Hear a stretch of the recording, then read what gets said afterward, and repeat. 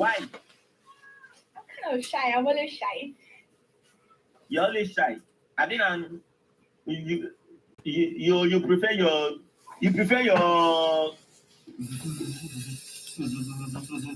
than boyfriend. No.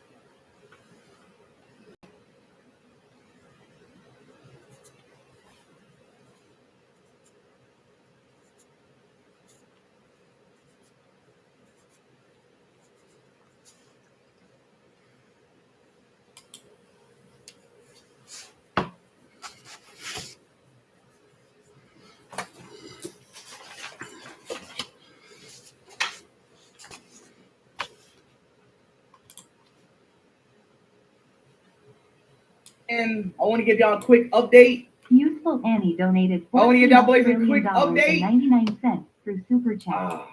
I love you, SPEDDDD. I love you too. I want to give y'all boys a quick update on my No Nut November journey. I am still 10 days free. So I'm still strong. I'm still alive, y'all. I got 20 more days to go. I did not fail. Like, I'm so happy to myself. And I'm so happy. You know, every time.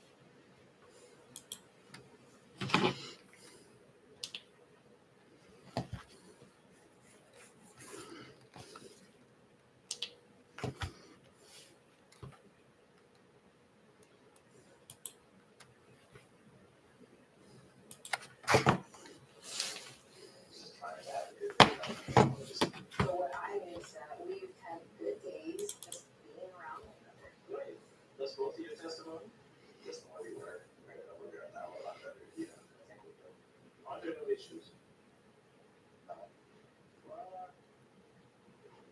I don't know. I said, no, wait, I don't know. I can't. What are you holding that from? I think for me, I don't know like where we stand 100%. So that's like something that's always in the back of my mind. Where do we stand? Where do you live? Yes, for peace. Pretty peaceful. So you did have a conversation with you about the other day. You were asking about the decision. I don't ask you that. And then you answer me now? Sure. I can't tell you what's happening. What do you think of that communicates? It doesn't give her insecurity. It makes her uneasy. What? There's some things that I'm not sure. Are you? I can reiterate what I said just now. But today I would say yes, but I don't know what's going to transpire. Okay. That makes me think. All right. Okay, let's. What the fuck? Hey, babe. You already changed. I just took off my uniform, put on a shirt like ain't.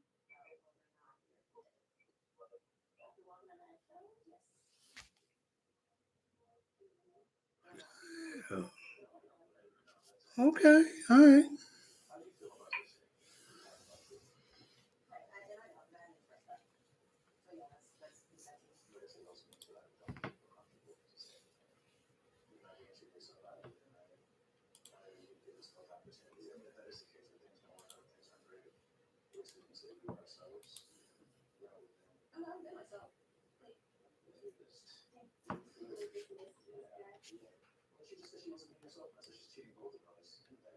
A few moments ago, you did say, "Oh gosh, I didn't even realize that I'm not making you comfortable."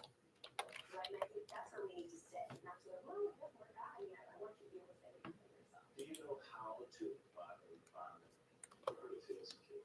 I think that you want to is my question. Or do you want to? Like, I don't know, just listening to how you're responding right now, it's, do you want to give me that security? I just found out now that I do. Okay, so when you just found out, do you want to? Figure out how to do that. Have you guys discussed anything after this experience? But we didn't say long about we talked about that slightly, not much. Stuff that Where are we gonna live? probably a good place for it, but also keep my partner as well. Oh, let's again, the initial, yeah, we're gonna get like that back and keep you on. That's how I live too. What does that communicate to you? What does that say to you? That is not going to do. What that is saying to you is that no, I'm not gonna do my place. Just get enough work. I will place it up. Is that close enough? Yes. Why did you say that? Because I'm still processing everything. Because I don't know how to interpret whatever is going on. When you said that, was that a part of your thinking? Just that I just resigned my lease. It was a working lease. I live at the airport. I'm traveling to work 2 or 3 times a month. Yeah. I was supposed to be downtown too, so we're able to see do something. There's a way in which it can be communicated. Because the way you said it, It was a very simple thing, really strong emotion. yeah. So it's not like these are our places, Right. as opposed to mine. Right. Anyone that says something to you, you're most 90% of the time, you're reacting as a rebuttal and not first an acknowledgement of what's being said. Because that has happened, you then, Brittany, are not communicating in the moment what you need, even if that's not your intent. I'm sorry, because I don't care about us. I do need help in that. You to tell me when you feel those emotions and feelings, so I can act in the moment. Part of being married is choosing that person every single day. You're choosing that person every single day. There is no holding back, even if it's going to have a negative reaction. What I'm hearing is that both of you are protecting yourselves and trying to protect the other person versus just putting it all out there.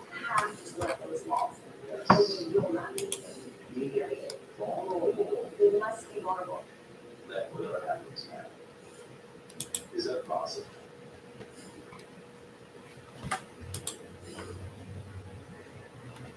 What's really good? I think that was about it. Then why are you feeling the emotion? I guess because I think there's just something that I think is missing.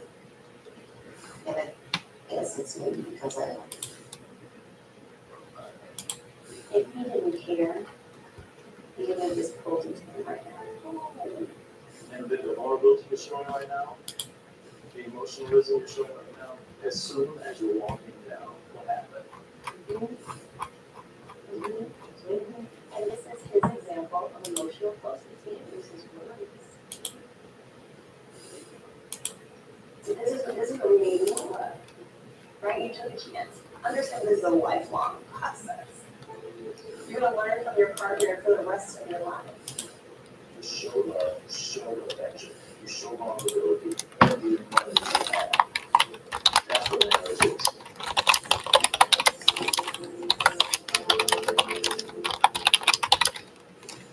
Since we started working with Mountain, we've gotten thousands of visitors every month. Close to 45-50% of them have been new users. You don't need any prior TV advertising to get started with Mountain. It's very easy to set up. It's really interesting to have people come up to me and say, oh my gosh, I was watching this show the other day, and you're on TV, we're reaching so many people and doing it in a really like humanity video. We put a lot of love into this brand, so it's going to be really exciting to see more people knowing and loving softball.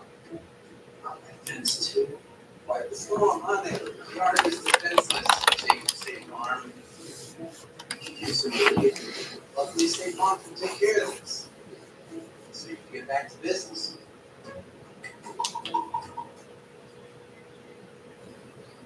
I hear you're really good at cards. It's kind of my thing. The type of bank. You're gonna help folks. Like a good neighbor, State Farm is there.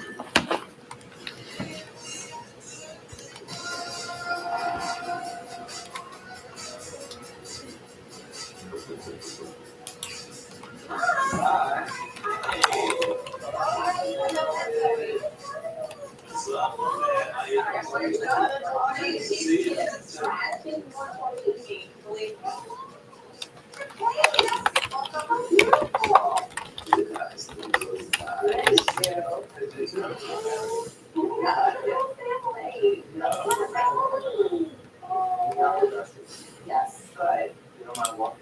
Now I'm Tulsa. Okay, well, we can fangirl and move on to the rest of the time. I'm interested in knowing how the marriage is going. I haven't had a meeting all together, so fill me in. Yeah, I would say that we have had a lot of like ups, downs and everything, communication and getting to know one another. Yeah, but communication is like at an all-time high.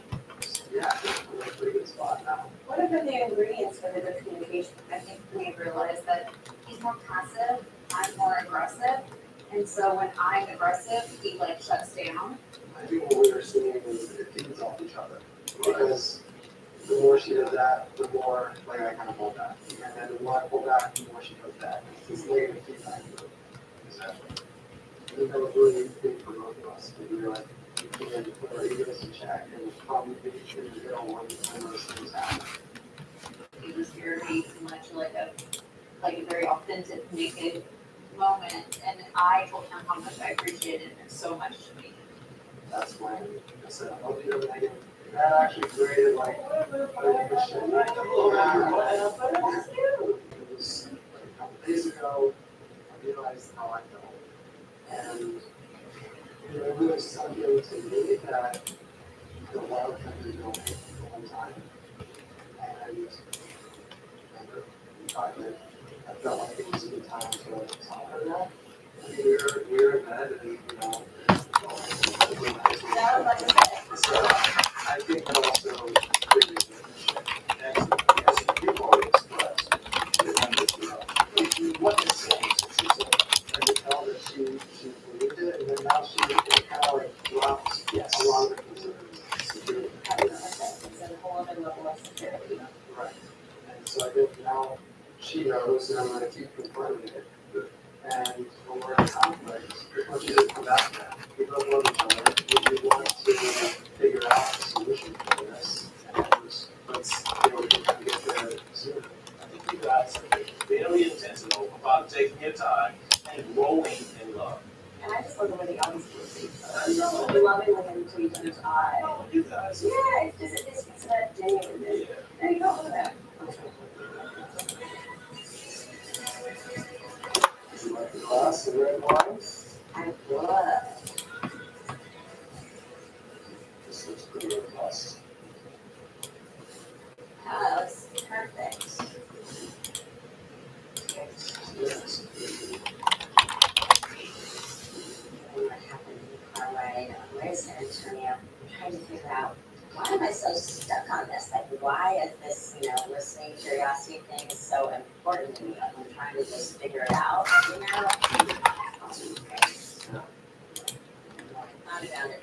I realized my biggest insecurity is being chosen. Why is that so important to you? I think it comes from my dad.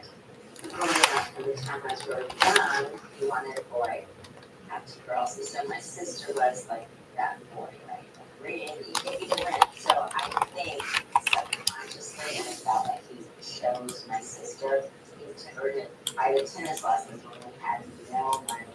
He took her hunting. They were not shooting. Just not my thing. And I just think there's something more about not being chosen. And then following that, since I've been divorced, I've been in a couple of relationships that were pretty toxic. I was too loud. I didn't behave the right way. I was flirting when I wasn't flirting. So you say I scolded you, I was yelled and screamed at, and I became this pursuer in those relationships. No, you. And I honestly think that's why this whole curiosity thing is a trigger for me, because the feeling I get of, oh, he's not interested in getting to know who I am is choosing, It is understood. I'm sorry. I want you to feel harder. Right, I think that's important. Yeah.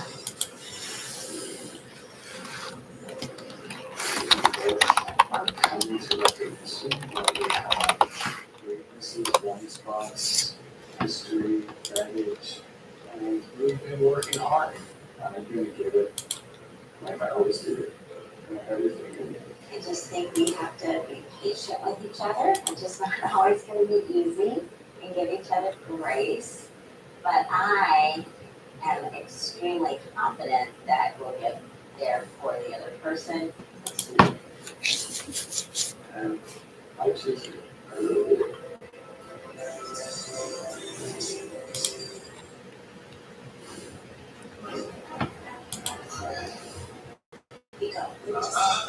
Alright, kids, let's go. Oh, Hey, guys.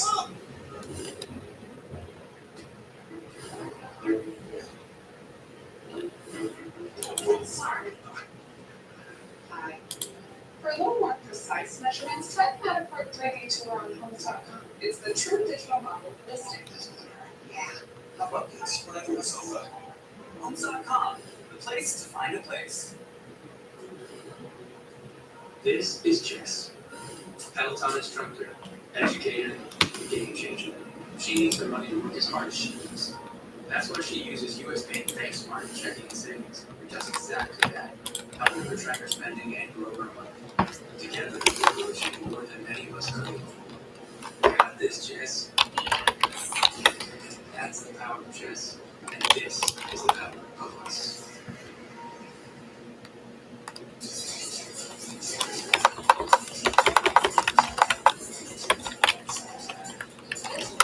We're on house where we do all of our hanging out, all the parties that we did.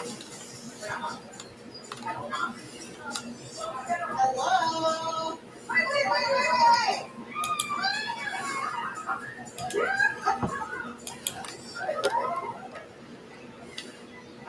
Are we doing handshakes, folks? Handshakes on it. Sorry about that. I'm really excited for Will to meet more of my family. We are extremely close. Like we celebrate every birthday, every holiday. The family is out there. They're rambunctious.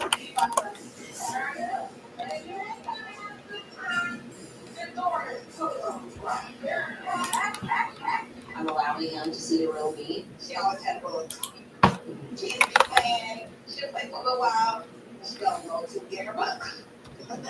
I didn't realize I struggled with vulnerability, but apparently I do. I got that way shit. I'm going to do some of the famous ways. Will is the first man to meet my entire family. It's like sharing a part of me with them. You know why they keep it true? Why would you smile like that? I do. She was a bubbly baby. Oh my God, she was bubbly. That's how I am now. Yeah, we call it that. I'm bubbly. Anyway, let's get okay with this. This is high school pics that I took. But if you look closely, I had a nail missing. Where did you cut the nails? I wasn't waiting for my nails. But it's bad.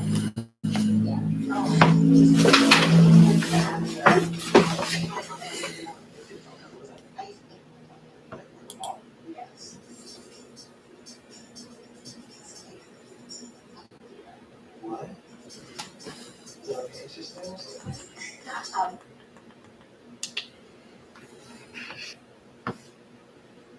She was bubbly. That's how I am now.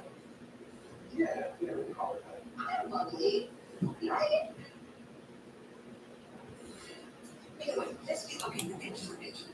This is high school pics that I took. But if you look closely, I have a nail missing. Where did you cut your nails? I wasn't paying for it. Yeah, bad. Yeah. Oh, I don't think my son has any more. If yours on that, what was that? I used to. Yes. What? Anxious things? I'm nervous. Have you seen the leg go All the time. You ever complain? Yes. Anywho.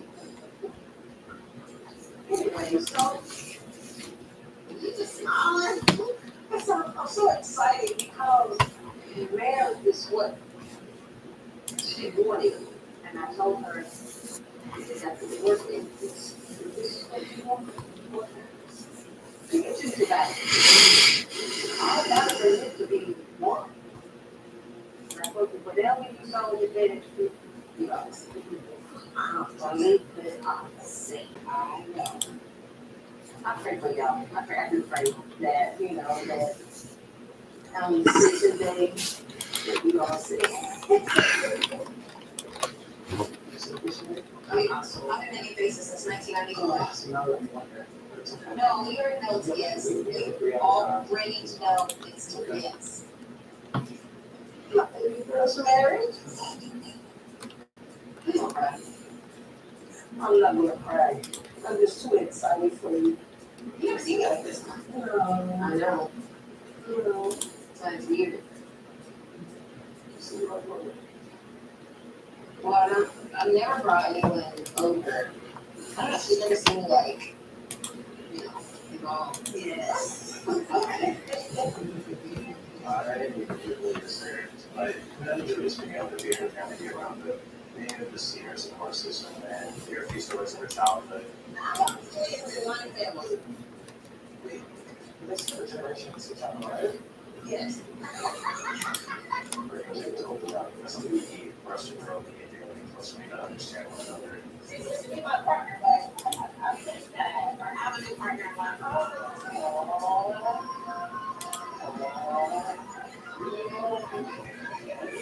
I appreciate that. I'm hopeful that I can provide this safe space for her and continue to make her feel comfortable, make her happy. How do you express love to him? Physical touch. Okay. Oh, yay! Being married him. That's crazy. That's the craziest thing ever. But nobody deserves it more than her. And I'm glad that it's you. I'm glad that it's you. It's a good look. It really is. And I hope that you are happy. And I hope but don't make it for me. I bet you won't kiss them. I ain't never seen somebody ever in my life.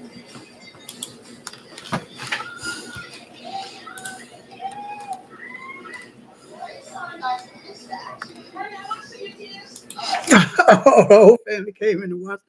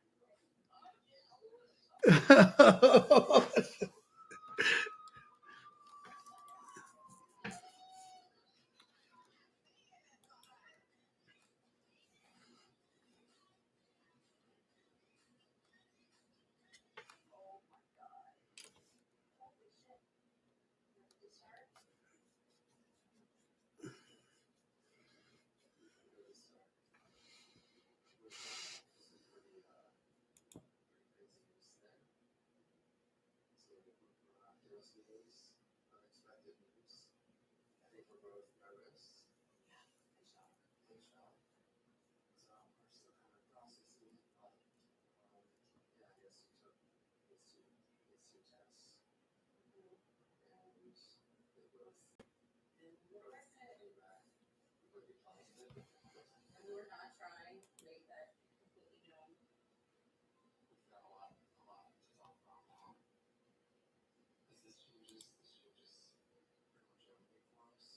We're shocked, scared, and happy all at once.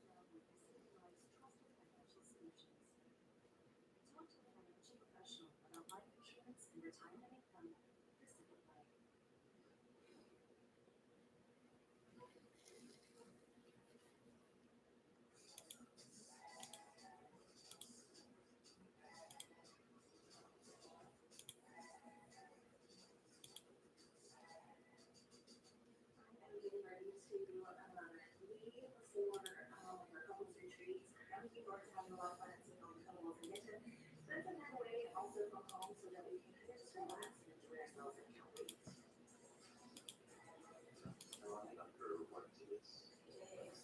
Try not to overpack. At least find nothing we can feel pretty solid after this trip.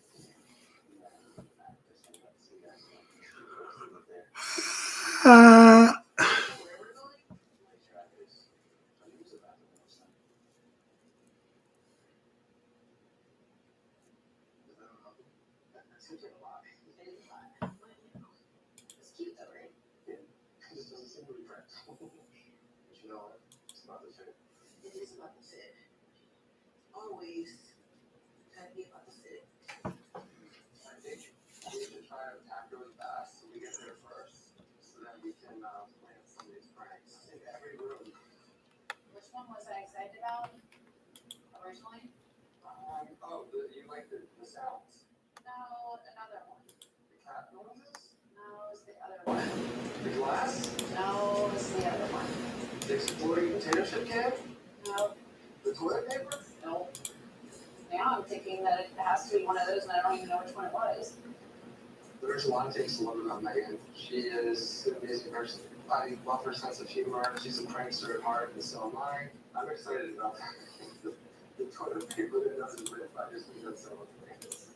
Growing up as a middle child, I kind of liked poking buddies doing the jokes and the pranks. And so going into couples retreat, I'm hoping to keep things light, kind of more fun. I think it'll be great. Let's go. I'm disappointed that Wanda won't be there, but I would say to spend more time with the other three couples. My stuff is together. Got your food packed, your snacks packed, do you have a blanket packed yet? Oh my God.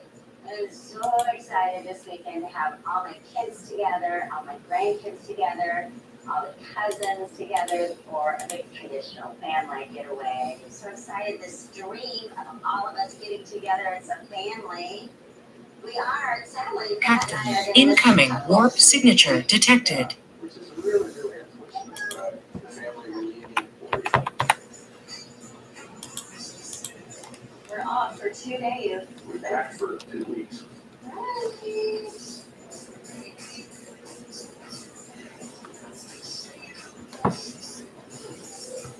A couple of agents decided to hang out with us.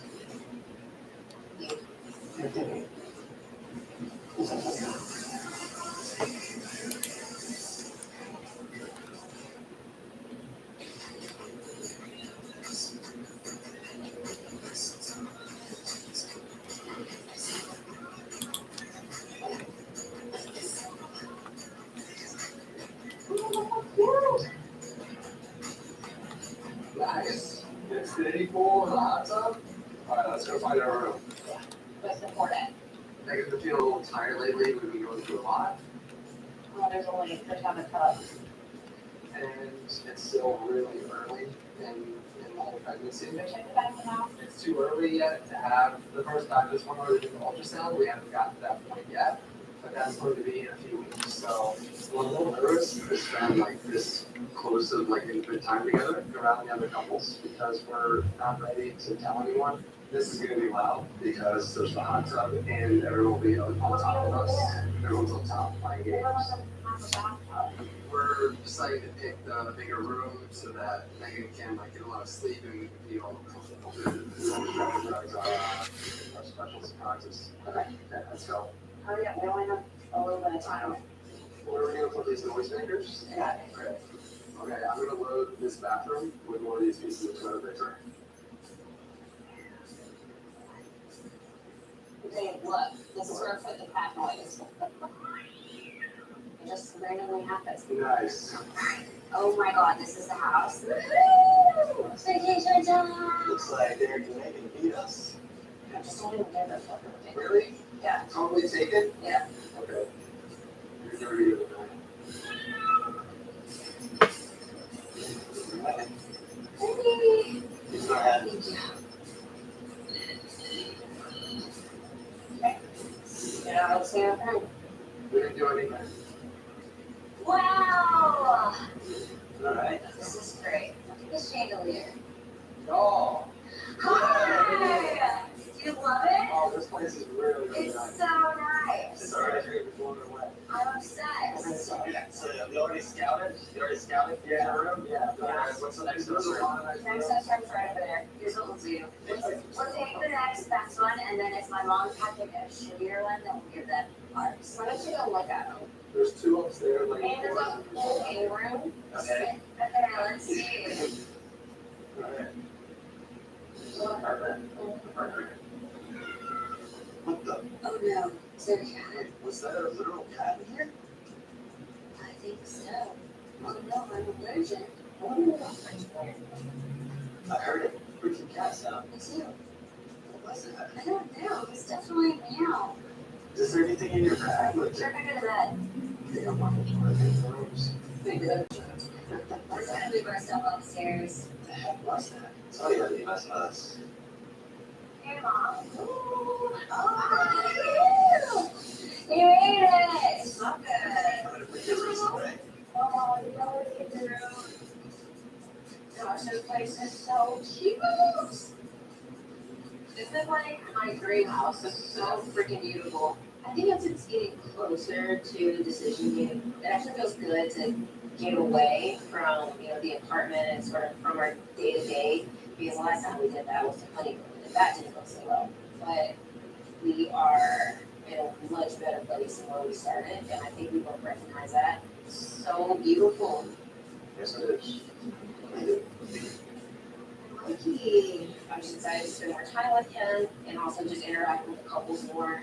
You know, this kind of feels like our last hoorah before the big day. What the hell was that? What was that? That was the weirdest fucking thing ever. I know. Okay, so Santa's mom didn't have upstairs. That was essential. Yeah. I think it's like fake toilet paper. All right, guys, I think we need to go outside. Right? Did you want to go away? What did you do? No. It was back to the bathroom. Did y'all notice the toilet paper doesn't have Yes, that's what I said. But I opened the cabinet, there's no toilet paper at the bottom. Oh, really? Did you hear that? You can't even rip it. I stuck my finger through it, then I stuck my finger through it again, and then finally I put my foot on it and went like this and snapped it. You can use it. Yeah. It looks like it's fake toilet paper. Hopefully I pray that this was used, that it's actually toilet paper that is useful. If not, then here's my thought. For 2 weeks away. Decision day. Like that. I feel good. I've really never met somebody who I feel feels the way I do. You know? There's no doubt in my mind what I'm gonna say. You know, fairly certain there's no doubt in our mind. Right now, we're both on the same page that like decision day is, you know, it's a full yes. She asked me if I would say yes to decision day. I said, yeah, probably, of course. But I don't know whether it's like how for a month from now. And I choose and didn't carry my yes with that. For myself, I was supposed to be transparent. Here's my thing. I think my thing is like, he'll say something, and I'm like, oh my gosh, this is so beautiful. And then he'll say something else that throws you off. That throws you off. And that's all I'm fixated on. It's a thing that And I think that, especially the types of love. Progress in the wood. Hey, boo. So how'd your day go, Chiggy? Pretty good. There was some issues happened over the weekend. I could hear them talking about it, but I just kept moving. I didn't even want to. Oh, okay. That was about it. Okay. Okay. Yeah. So I'll try to check on you. Thank you. They came into my apartment. Oh, they did the spray today? No, not the spray, the audit. Oh. They wanted to audit all the things that had, the request, was the toilet and the cabinet with the sink, right? Yeah. So I come home, I'm trying to figure out why are all my lights on in the bedroom? And you can't turn this light on unless I'll turn it on with my remote control from my phone. So I couldn't figure out how that went on. Or use your fire stick. Or the fire stick won't turn on. It won't turn on the lamp, but it would turn on that light over there. Oh, okay. And so they looked in my closet. I was like, the fuck? Ooh. So, I mean, ain't nothing need to be fixed in the closet, but maybe they wanted to see how old the doors were. Mm. But why would you not close it? That's what I don't understand. Fuck, I don't know. Or turn the overhead light out. But it was just like weird. I was like, What you mean? Weird when they do that Right. shit. Raising your electricity and shit. And I was thinking, well, how long these lights were on? You know what I'm saying? Like, the fuck? Well, at least it was for a day. Man, you was out of town, shit. Oh, shit. Or got off at, 11 p.m. and shit. It was like, what the fuck? So, that was funny. Okay. I mean, you got a double tomorrow, so I figured let me call you back, even though you didn't wait for me. Double tomorrow. The double was supposed to be for today. She did not have my name for it, so I just assumed. Like, I'm looking at my book, like I didn't have Tuesday on there. I looked again, Tuesday was on there, so I was like, oh shit. Oh, okay. I don't have a double. I just go to work. Still was hoping you. The double I would have did today, going to work tomorrow makes up for it, but it's not You know, I still was waiting for you fucking get undressed with me so I could watch. That's why I asked you real quick, because I was on the phone with, I was waiting for goddamn, I was waiting for Social Security to call me back, because they told me I could hit, call me back and shit, because it was gonna be a hold for an hour, right? So then that's why I heard the call say, you know, like, get undressed and be coming back. That's why I hung up with you real quick. But then when they finally called, she had to pee. Look, I was in the bathroom like this. I was like, my Social Security number is. Can you see me? Oh shit.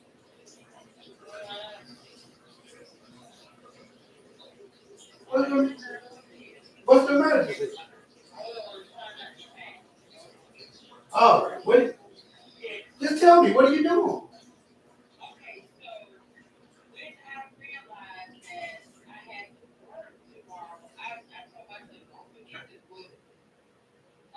Oh, that track side.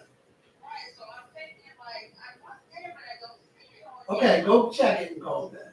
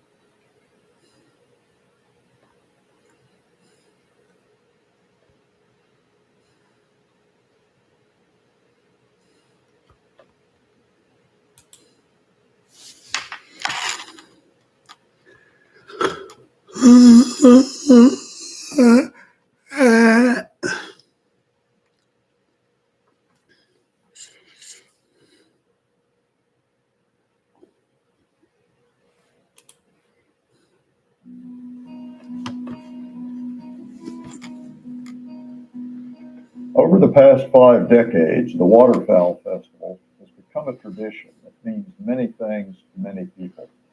For locals, it's an annual homecoming. For visitors, it's an Eastern Shore weekend escape. For families, it's quality time together outside. For collectors, it's a chance to find a new treasure. For artists and vendors, it's a chance to connect with peers and showcase their work. For waterfowl callers, it's the opportunity to compete on the world stage. For business owners, it's a boon for November sales. For volunteers, it's the satisfaction of putting on a world-class event. For those who love the natural world, it is the organization's 50-year commitment to supporting waterfowl conservation efforts. Whatever your perspective, nature and community are likely your muse for supporting this celebration of waterfowl, wildlife, and the Eastern Shore's sporting traditions. Since time immemorial, the Chesapeake's waters, wetlands, and landscapes have attracted millions of wintering waterfowl from across North America. It is a region known for its incredible natural resources and bountiful food sources for waterfowl and wildlife. A century and a half ago, waterfowl were so numerous here that people believed their populations were inexhaustible. But by the early 1900s, the decimation of migratory bird populations raised public outcry from naturalists and conservationists across the U.S. Federal legislation, the 1918 Migratory Bird Treaty Act, put an end to the overexploitation of the Chesapeake migratory birds for food markets and ushered in a whole new era that has defined the Eastern Shore for decades to come. The 1970s marked the dawn of what we today call environmental conservation across the United States, and the public began to have an increasing awareness of the value of our natural world. In Talbot County, a group of local residents saw how the landscape was changing, and their love for waterfowl and migratory bird habitat spurred them to act.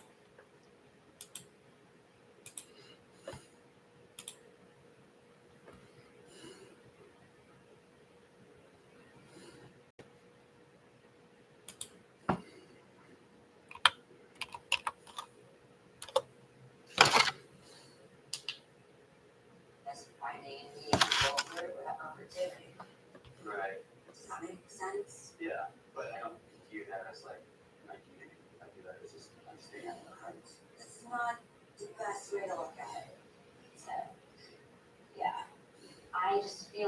there's no possible way he doesn't understand community. So the only thing I'm thinking is that he just really hasn't seen that. And I think that now I am doing for something that I am offended because that's all that I feel like I have shown him. My son is a good community. My son is good everywhere. I have so many different communities that I put myself into by myself. And the fact that he's like stressed about it makes me feel like, why? Well, that's putting too much pressure on it. I think that he didn't connect. Log farming up to higher campaign difficulties to get more experience and all of that nonsense. We're going to be covering spending 800 gems required to unlock all of these mastery scrolls for your campaign farmer as well. And if you want to copy this kill's masteries, they're basically just designed to just be general PvE style masteries, but they'll work just fine and help your campaign farmer out to reach campaign 12 stage 3, which is super, super crucial. That's where you want to be, right? And that is going to be the next tip that we cover. I'm actually in Nightmare campaign just now, so let me go ahead and switch it over. But you want to work your way all the way through normal, hard, and brutal campaign up until you are at level 12 on the brutal campaign, and then you can farm stage 3. Why do you want to farm stage 3 of 12? Well, it's kind of the best combination in the game between silver and for selling shield artifacts, because these sell for a little bit better than the likes of helmets and gloves and chest pieces and all of that, right? You get a little bit more silver for your energy spent for farming shield artifacts, and you also just get a pretty solid amount of experience as well from farming campaign 12. So it's kind of like the best of both worlds for the energy push that you are spending, right? Good amount of experience, good amount of silver, and what you can do if you want is if you can farm Nightmare campaign, if you can. It's kind of rough, but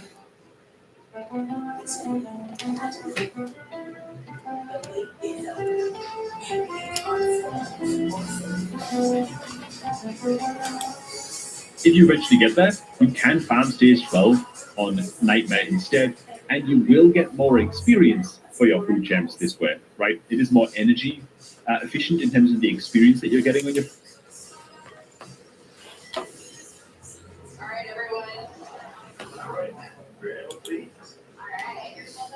Y'all ready? As well.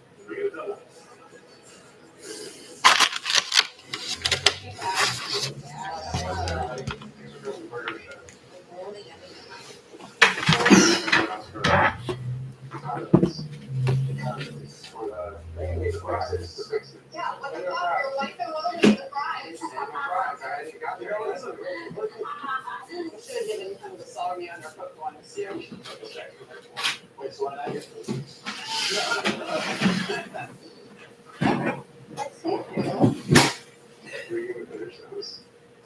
No, but you're just to wait until I give it to you. You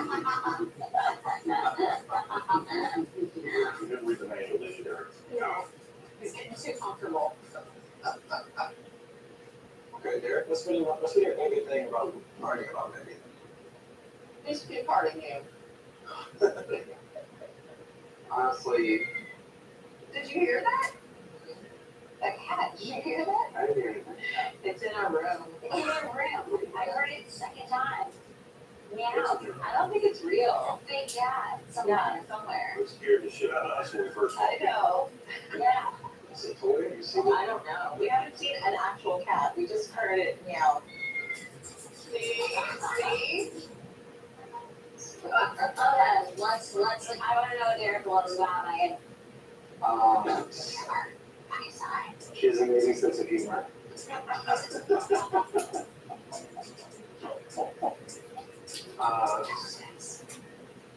She's really smart.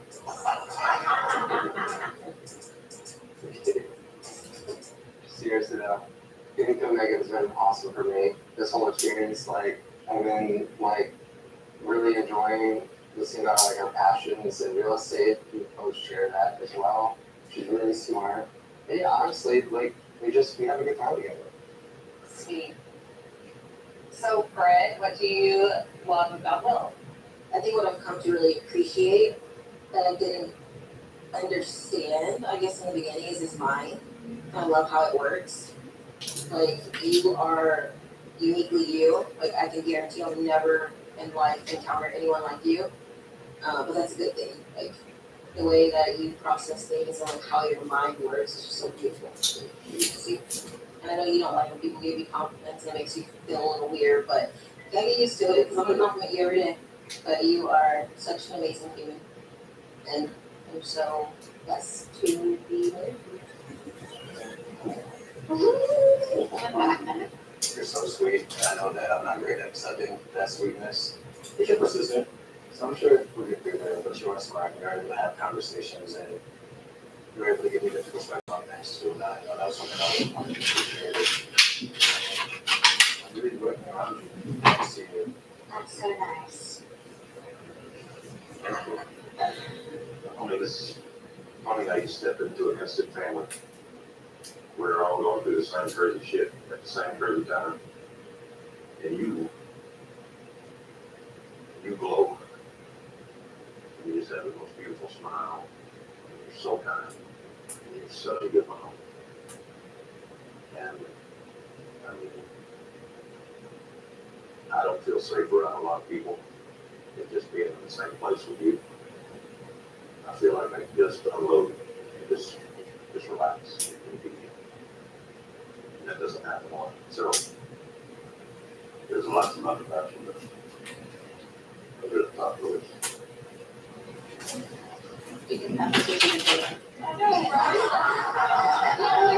I haven't looked at her yet, but I know she needs one. Just to like how Chad and say these things about my mom, like I couldn't pick anyone better for her. And I think that we're all growing and like with decision making so close, I think it's important to try to figure out how we build a life together instead of living your own single lives. But like I've seen you grow so much already, and coming into this experience, like I wanted the best for myself, but like at the end of the day, like I didn't care if what happened with me didn't work out as long as my mom found someone, and like I'm really happy for you guys. Yeah.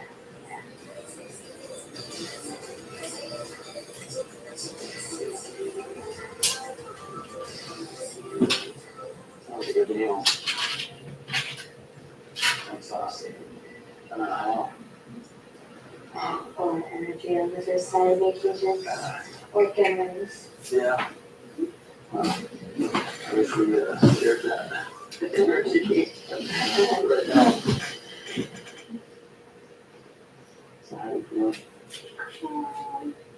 I've just been thinking about how community is very simple for me, and it's like a huge part of who I am, and it just doesn't feel like you see that, and I feel frustrated. Sometimes I just feel like what I think you see is not who I am. Like when I think of myself and my strengths, like the way I can like bring people together, it's my strong suit. And, like anyone who knows me, like that's also what they would say. I'm being I hear it when you talk about it, and I believe that that's who you are. But like, I haven't had like much of a chance to see it. We've not really like brought a group of friends together. Like that's what irritates me is when you say you don't see these parts of me, because it's like bringing this in class, like that's also my community. To me, it's just like a friend hangout. And like, but you have to understand where I'm coming from with that. Is like, remember like what I said earlier, like I never even viewed my own friend circle or just going and hanging out with Kyle and James as a community. Community is definitely something that I'm still learning and trying to figure out. I mean, it seems so simple to most, but you know, I never experienced community before other than growing up. I was never able to play sports or be a part of any type of communities like that. You know, I was an introvert when I was 2 years old. So it's just like, I don't know, I've never felt that before, and so like, it is still really new to me. That's where it's like, I'm telling you now that when I do it like this, that's what I need you to say. If I understand and I do see that you know that person. I didn't understand that that's what you referred to as community. I'm like doing my best to understand. I'm learning this. And like I feel like in these moments you like get like agitated or like upset whenever I don't understand immediately. But like I am trying. I am trying my hardest to understand your perspective. I'm trying to specifically tell you what I need, and I'm needing you to acknowledge that you know that I'm this type of person. I've been through 6 weeks. Like, do you see me as that person? That's all I needed tonight. Like, I need to know that even though you don't know what community is or whatever it is, like, you know who I am, is my thing. We're gonna go in circles 100 times right here. Josh, you know what I'm saying? You keep cutting me off. Oh my god. I can't do anything with you. Do you want to, like, you just said me right now. I said, Josh, I understand you don't understand community. All I need right now is for you to say, you know what kind of person I am. And that's it. Just say that. I'm already ready to say, like, hey, I understand you don't understand community yet. Let's leave it there. Instead, you're just not saying that. You're saying, we're going to go in circles. We're going to go in circles. Just give me that. I'm literally explaining exactly that to you. It's frustrating because I'm like telling you that's all I need, and you're like, don't cut me off, don't do this. And it's just like, what are you talking about? Like, I'm just trying to tell you what I need for once. Like, give me what like I need.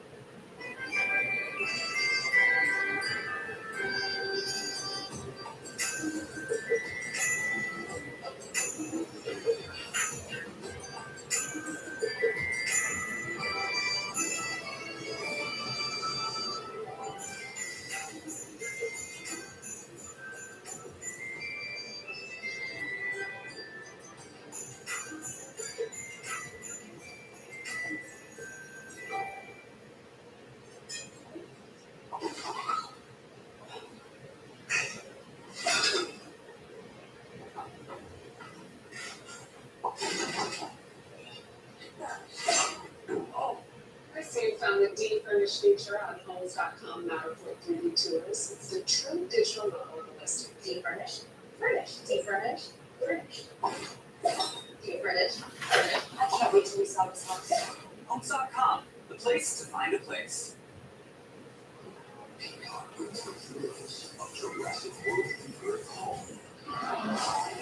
I can guarantee you're sleeping more or less. More or less. Experience the adventure of the most colossal of the year. Hey guys, I'm taking her home with me. That may or may not be a terrible idea. Jurassic World The Earth Reconstructed streaming now on Peacock. All I need right now is for you to say, you know what kind of person I am, and that's it. Well, I think you're kind, I think you're loving, I think you're hardworking, I think you're beautiful, I think you care a lot about people. I do understand that that's who you are. And when you brought your family together and your friends together, that's what community is. I don't know why it took me so long to understand that that's what you were asking of me. And I'm sorry. I don't want us to have to go through this difficult conversation to get to such a simple resolution. Like, I want to be better, you know, in situations going forwards. Like, if we ever have another scenario that's similar to this, like, I hope that I can hear these questions. If you don't, I just clarify, ask. Yeah. But I feel fine and I'm ready to move forward. I feel fine. I'm ready to move this as well.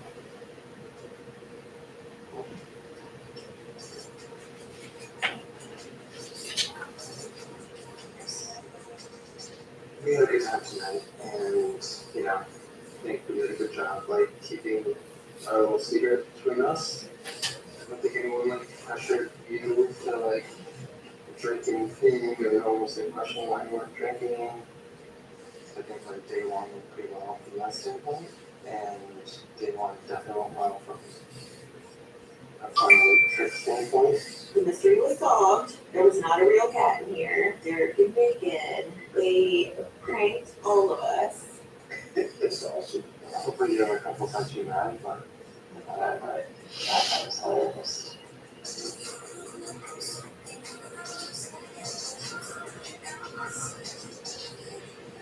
Good morning. First night of being exposed to my crazy family. Lots of foosball competition going on, lots of screaming and yelling. Oh yeah, foosball is intense.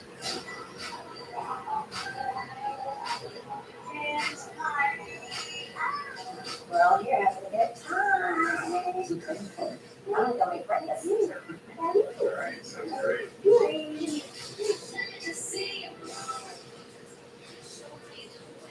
I don't know where to put my shoes. Damn it, I can steal my shoes. That's hilarious. My mom sent me a text yesterday. I like your hair a bit longer in the back. I think we're just gonna go full blown with it. Okay. I think that I'm just gonna like not wax anymore. That might be a problem.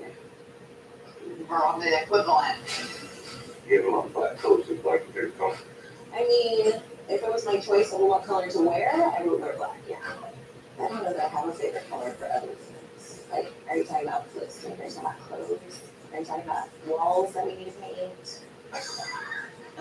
You know? I can't just say like one color. That was a very Will answer.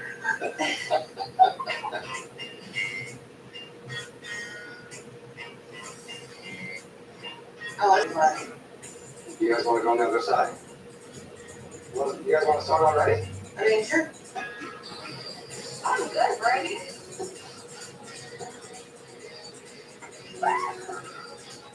Damn it. Moving sucks. What is going on? Fucking shit. Fuck. Man. Fuck. Shit. Fucking shit. Okay. I hate losing. Megan, you look great. It takes me a little while to get into it, and then when I get into it, then you gotta watch out. Kind of like this entire process, you got a hang of it, and now you guys are good. Yes. What would you say you learned that makes you guys good? A lot of stuff is how to communicate better, how to respond better, and you understand that like I'm in it, I love you and all that, so it kind of helps get through those harder times. I like that.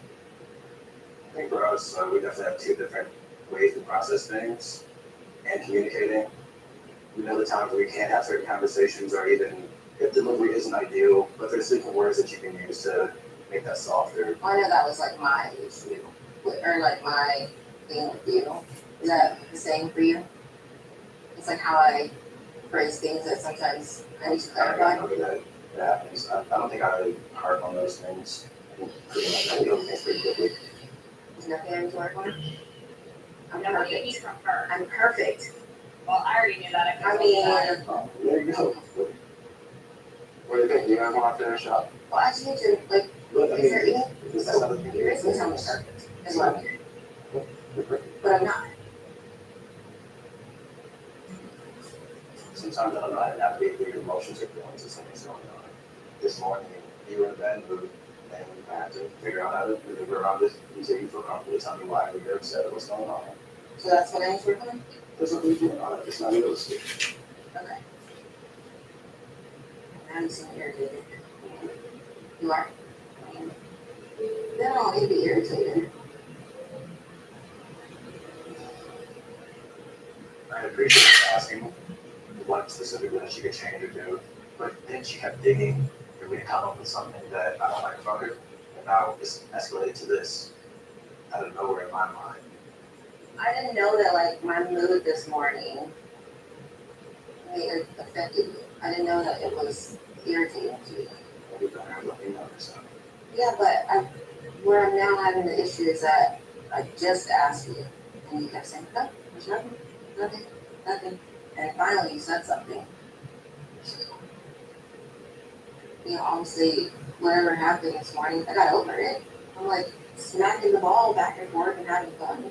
Yeah. Just a little fun. But now we're not. Just a little fun. Unless you're telling me not. I can tell you're irritated right now. When you say, I'm not, I'm not. It's just, it's your demeanor, it's how you're looking at me, it's how you're talking to me. I'm sorry for talking to you that way.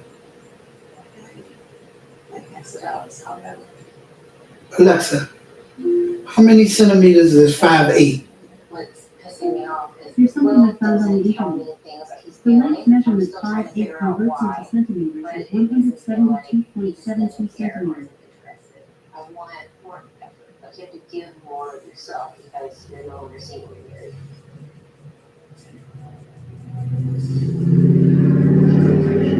Alexa, 362 pounds is how many kilograms? 362 pounds is about 164.2 kilograms.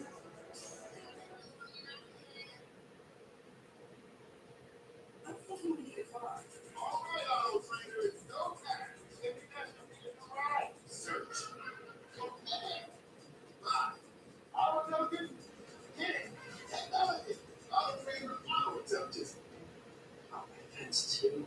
Wipe the storm on it. My yard was defenseless. Jake from State Farm. I could use some relief. Luckily, State Farm can take care of this. So you can get back to business.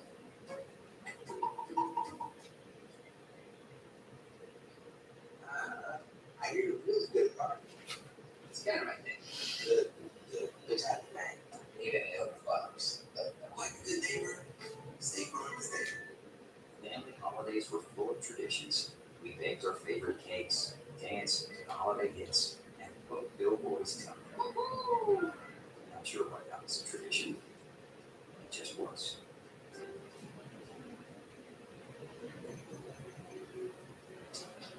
Hi. Hi all. Hi.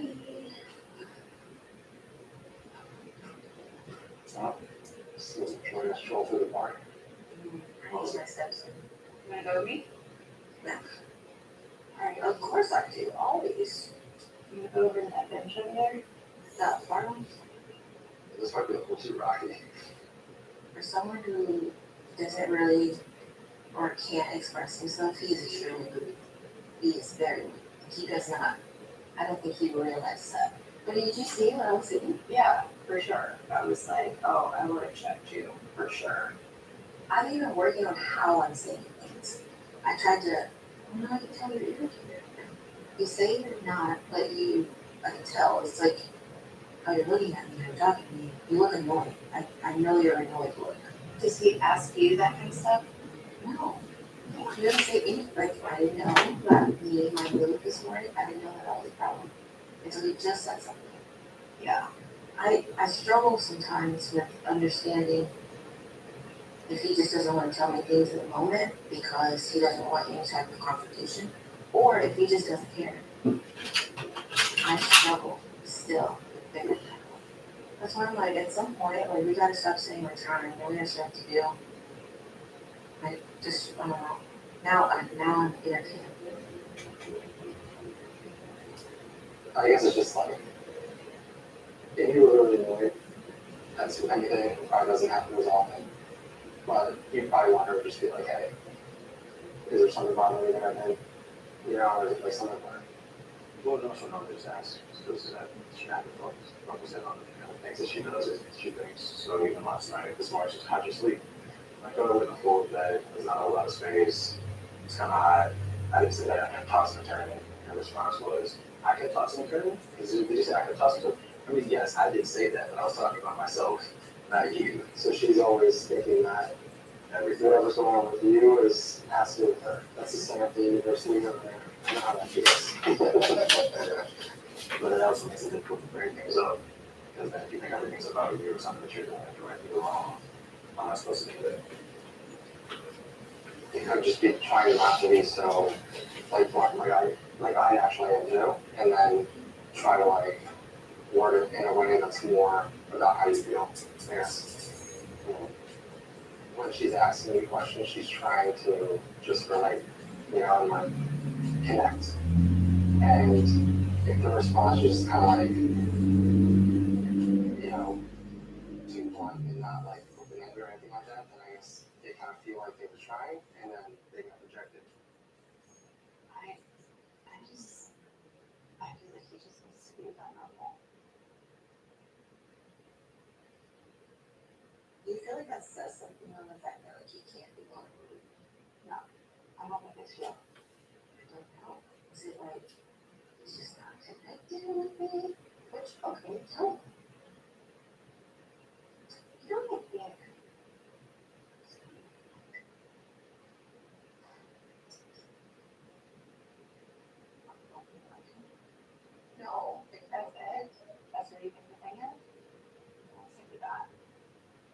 comfortable right door.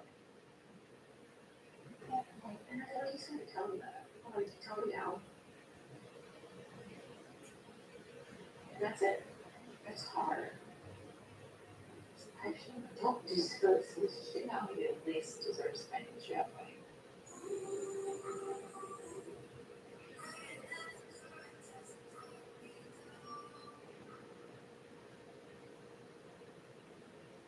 This is cute.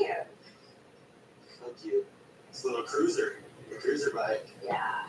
These bad boys are. I mean, this driveway is a warm up already. Yeah. Woo! Look at it, babe. We're awake now. Okay. Here we go. Cool. Let's do it. Oh shit. Let's do All right. it. Wow. Your voice open now. It feels weird to ride somewhere. Yeah. We got the wind in our hair. Got our helmets Oh man, look on. at this hill. This first hill we're approaching. Man, this is payback for me not ever actually using my gears in spin class. Feel the squats burn. Really want you to sit in the ride. Oh my And god. just feel those legs really start to warm up. Exactly. Focus on your breathing. Stay consistent. I want you around 72 RPM right now. Why you do listen to me? That's We're at impressive. 72. I know it's getting tough. Just keep it going. Keep it going. Holy hell. And then 4, 3, 2. 1. All right.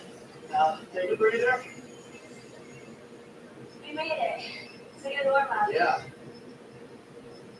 Look at this. Now look at here. Step ready.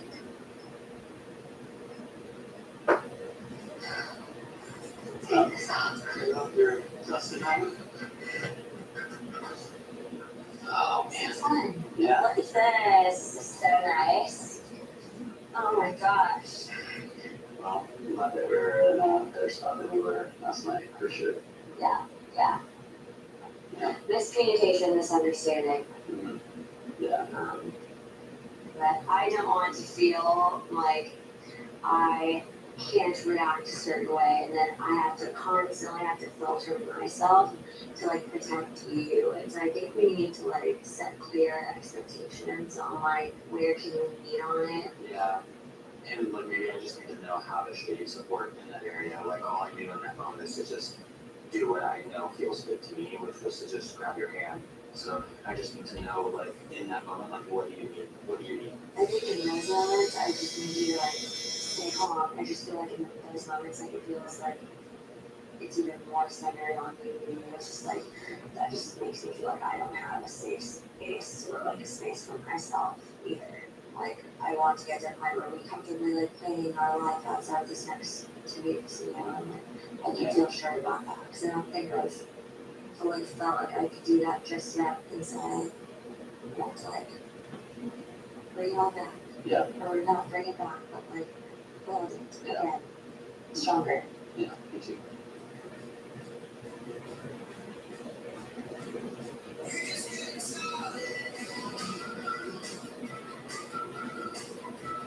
I want to go to the pool.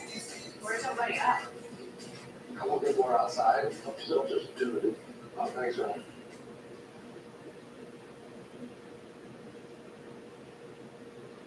Something happened. I don't know, I'm a nice person. I didn't think that at all. That's what I feel. Like, why is he not able to just open up to me? There's gotta be a reason why he can't be vulnerable with you. I mean, have we ever, what's up to Chad? Yeah, it's Chad, but he doesn't own Chad. He doesn't have to prove himself to Chad. He doesn't have to prove he's worthy to Chad. You know what I mean? Yeah. Hi, guys. Hi. How was bike riding? It was great. How's it going? How's your football? It was great. It was fun. Are you okay? I'm fine, though. Good. I don't think so. Mom found existing. She's having a hard time. Is this going on pickleball or? No, it's, I don't know what it is. It's me in my head, but it's probably out of my head. Yeah. I feel like I'm just not getting lucky.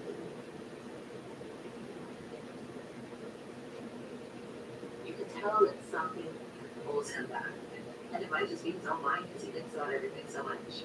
But then I didn't realize until like yesterday I was saying one point, like, oh look, like you really do. Even while I was sick. Yeah, he thinks a lot. That probably makes it harder for him. Sometimes you need somebody to come at you, right? Like full force, so that you can be like, oh yeah, you should do this, you should do this. And Wolf's not like that.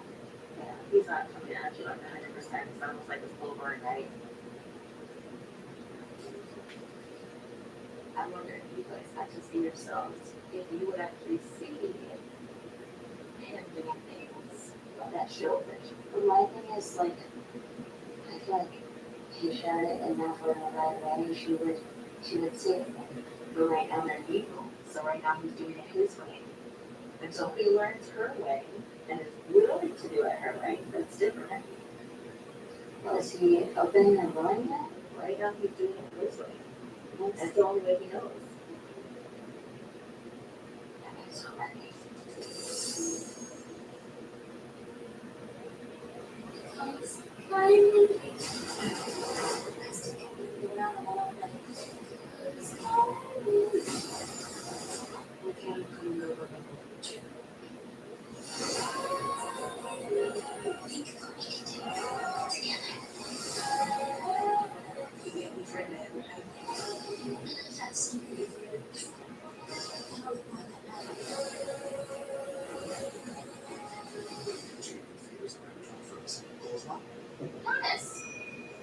I live in my kid's little house. Well, I might not use the elf wood. we've been building to smaller kids. Elfwood? Sam's gonna be so mad. Cole's wrong. Do you think my mom will like this cozy approach? She'll love it. Respect with her family, hiding from her family during the holidays. My husband set the scene sweatshirt for so long. He has a name for it. Midnight Thunder. It's terrible. And Merry Christmas to you. Hello, handsome.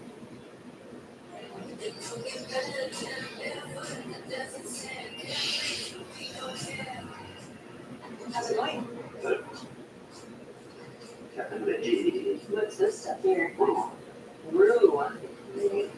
What's Rue like? Flour? Is it It's flour? flour and oil of the gravy. Have you seen anybody else come down here? Yeah. Yeah? Derek and Megan are showerizing. Will came down, I don't know where he went. Did you talk to you? We're just feeling a little down. I picked up on that. Yeah.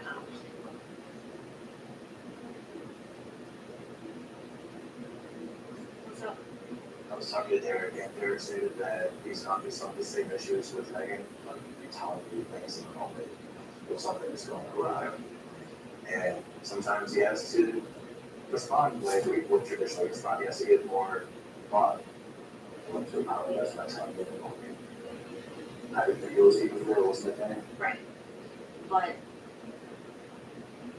it's the not knowing that like that was the thing, and then you saying, oh no, there's nothing, and eventually saying something like, well, just tell me things that I think that's part of that process, kind of changes. I obviously didn't think it was a big deal. I was like, okay, well, that gave us something because she must hear something. Because it wasn't a kid, it was a big deal. Okay.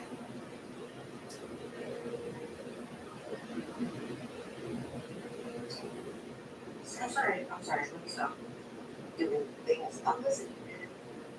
I promise. It's nothing. I'm listening to you talk. I'm actually not sorry, I'm not hearing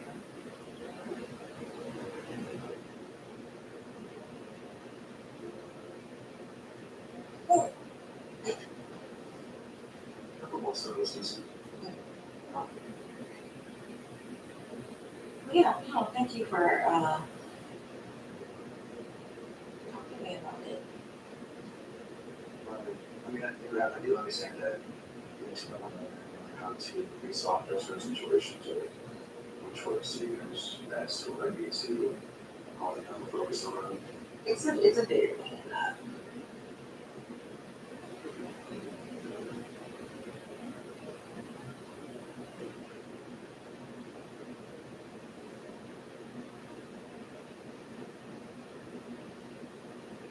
This is something I was just thinking about, like, there's gotta be a reason that we aren't able to open up, or be vulnerable with things. For you, what does vulnerability look like for you to? I don't know, I just feel like sometimes, like, I wonder if you trust me enough to, like, open up. So that mental that is typically not giving an additional resource as an option. That was an option that I was like a scenario personally in mind. No, maybe you shouldn't hear.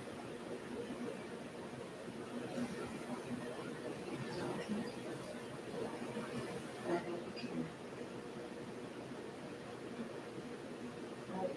you can. Right? Can remind you in those moments. Maybe I just want to much. Maybe. Just try to figure out if like you feel like that, you know, your person, or you feel like that could be your person. Do you think there's like an emotional connection? For sure. So then there's an emotional connection. Oh, what's that? That's see, look, that's it. So I said, do you think there's emotional connection? He said, well, it could be stronger. Well, yes, but I'm not. So if that doesn't slide, okay. What's missing?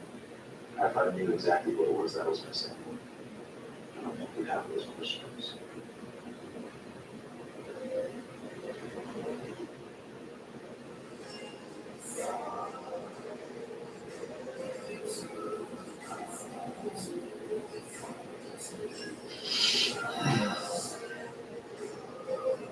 I'm here at Lake Farm Falls with the band.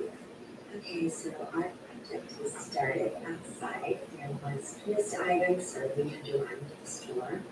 On the way there, Pat mentioned that he had bought tickets to a show for a date that he had picked out, and he hadn't checked with me on it. He said, hey, you know, we should have a calendar. Like you should share yours with me and me with you so that, you know, I know what's going on. You can see my calendar. She didn't even check with me when you bought those tickets. So I'm trying to share the examples of why we need to share a calendar. And I'm in the middle of a sentence as we're walking into the store. And he just literally walks away from me to the guy at the register and said, hey, we're looking for disposable gloves. And just walks away and doesn't say anything. And I'm in the middle of trying to share this scene with him. And we buy the stuff, get back in the car, and I'm kind of shut down because I don't want to talk about it because I don't be accused of, I don't know, like criticizing him, so I don't say anything. And he was like, is everything okay? I'm like, yeah. What do you think? Okay, sounds awesome. He's pretty clueless. Communication shit is hard.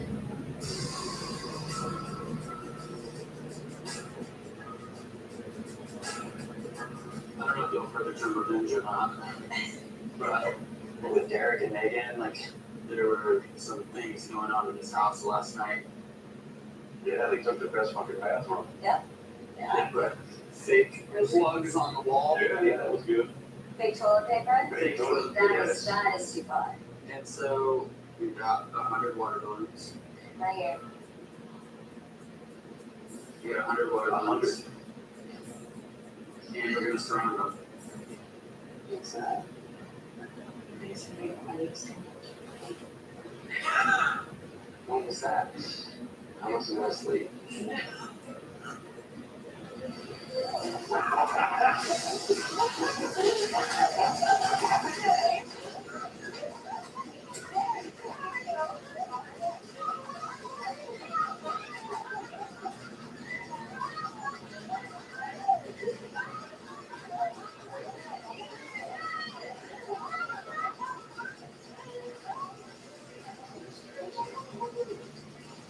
I am really annoyed because we have a different later on and I have to rewash my hair. Whatever. That was good. That was good. You deserve it. Well said, yeah. Yeah, there. how's it feel? She's pissed.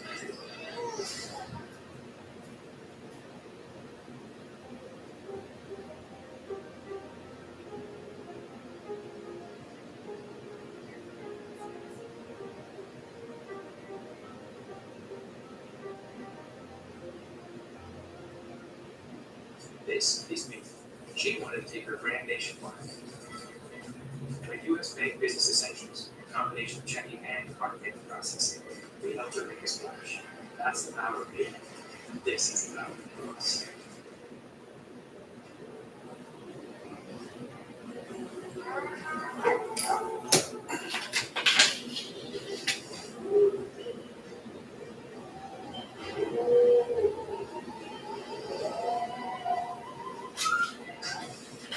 Should we give him a minute?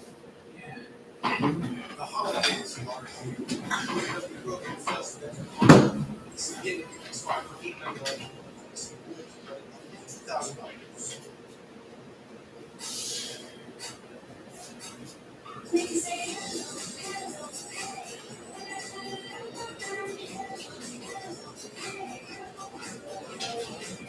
I'm really annoyed by everybody throwing water balloons at us, but silver lining is I get to wash my hair all of the first.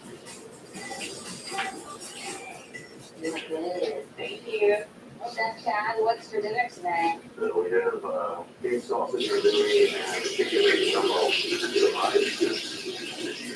Garlic bread and then to the other side of the border.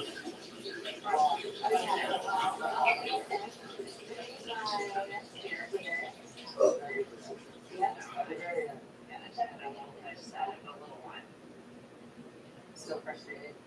Earlier today, I'm trying to not let that feed into our dinner, but I'm not feeling good about where we are. I'm processing a lot of, Emily's person, why are we still missing each other with those things, and so I'm just trying to pull it together. Well, can you have some of that? So good. Thank you. Do you guys make progress this week? We had a very successful weekend. My goal was to just have fun and then last night's conversation was like, okay, for me it was like a switch, like, oh gosh, we're not getting it. Food champions, And it was like, but it's definitely not more silver efficient because you're still just kind of getting mostly rank 5 shields and stuff like that, and so they're not really selling for a whole lot more. You make a lot more silver at the same time as farming. Still pretty good experience if you stick to brutal difficulty. So that is quite important to note. The next thing that you want to note is that, well, the last thing you want to do actually is be farming up your food champions like so, right? You want to make sure that you are always filling out the group with as many food champions as you can fit in.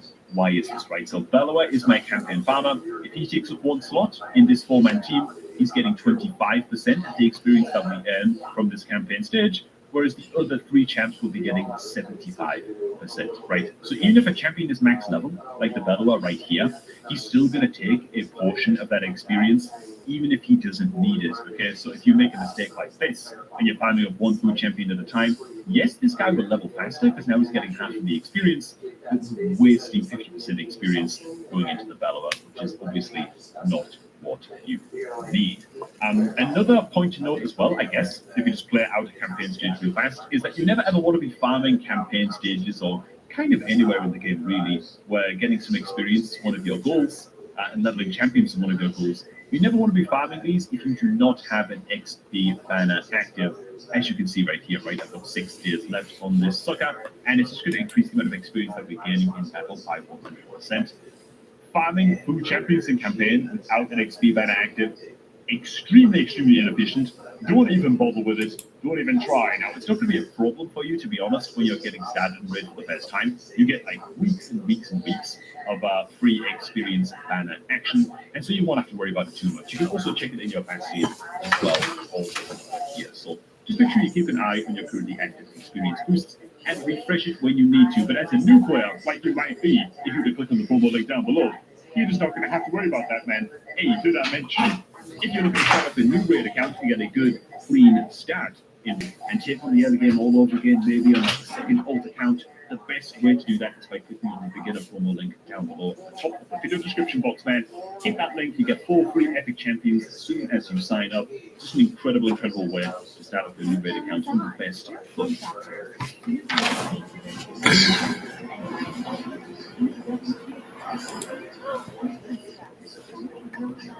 The #1 filing platform for businesses.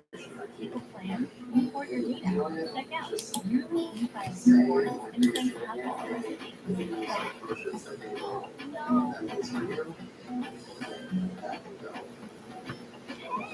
But sometimes it's not what you say, it's how you say it. That can be, especially to like somebody who has such a big heart, us women feel things. So really want to be there for her. You know, and if you say something like, could be better, if you're said to me, I would think, so something like, right.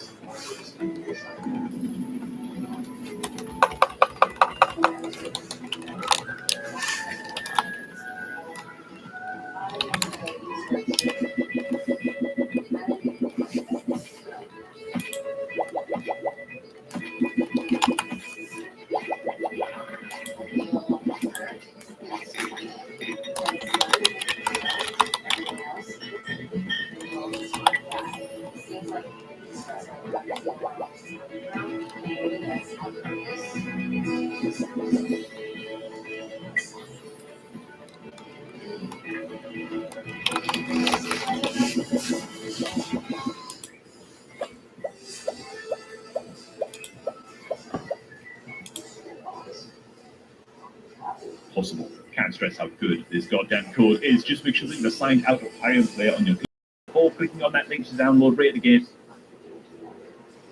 or you will not get these sorts of rewards, man.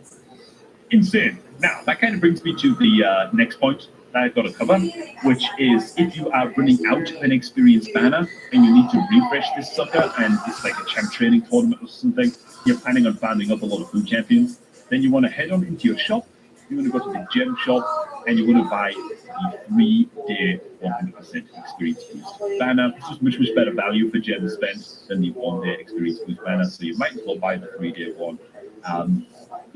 And make sure you keep up that experience boost banner, man. It's just so crucial. Another way to keep your experience banner refreshed as much as possible is if you head on into your quests, make sure that you're doing as many advanced quests as you can, right? Ideally, all of these every day is great. If you're super early game, you might struggle to get some of them done, but do as many as you can, and you will eventually work your way through a rewards track along the top of the screen right here, one of which is a 3-day 100% experience boost banner right here as well. So that is great to note. Now, another thing that I would say is that outside of campaign farming and throwing your campaign farmer in there and using your campaign farmer to farm up food champions, another great way to spend your gems right after fully upgrading your gem mine and getting your campaign farmer's masteries, another great way to spend your gems is just by buying all of the slots in your Guardian Ring building. You don't necessarily even have to upgrade these. Like, that's fine, you can do that later on if you want, but just get all of the slots unlocked in your Guardian Ring building,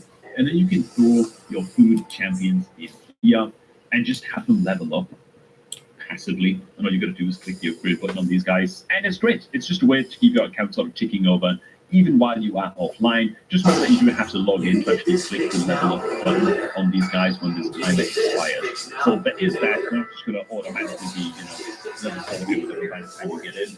You do actually have to hit that. But bit of tips, I guess, number 2, that's all of like the basic stuff covered for the most part, is that if there is a dungeon tournament active, right, and you know you're going to be running a hell of a lot of dungeons, for example, like Dragon Tournament right here, then you want to try to set up a tune in that dungeon that can clear the stage that you want to clear, but has one or more slots available where you can swoop in a food. The government is adding $89 for China, and this is your last and it's the most brutal one you ever relationship was champion. Let's check this out. So this is my Dragon Stage 20 team, except I pulled out one of my damage dealer champs, and you can see it's just thrown in a random food champion for the sake of this demonstration. And yeah, while we would be farming up this Dragon Legend tournament, we just randomly have a little level 1 food champion here that's just going to be leveling alongside everybody else. It doesn't drastically slow down the clear speed by that much. And frankly, like a lot of the time during these dungeon tournaments that you're farming out, you're just kind of spamming multi-battle super raids while you're like eating food, or like you're away at the gym, or you're sleeping, or whatever anyway. You know, so it doesn't matter so much that the clear is slow. It matters more that you're farming up an extra little food champion as you go. Now, this is especially important in dungeons that you can literally solo. Okay, there are builds that you can make with like the Venom Mage epic champion, and there's a few other epic champions, and certainly some legendaries that you can use to completely solo dungeons like Ice Golem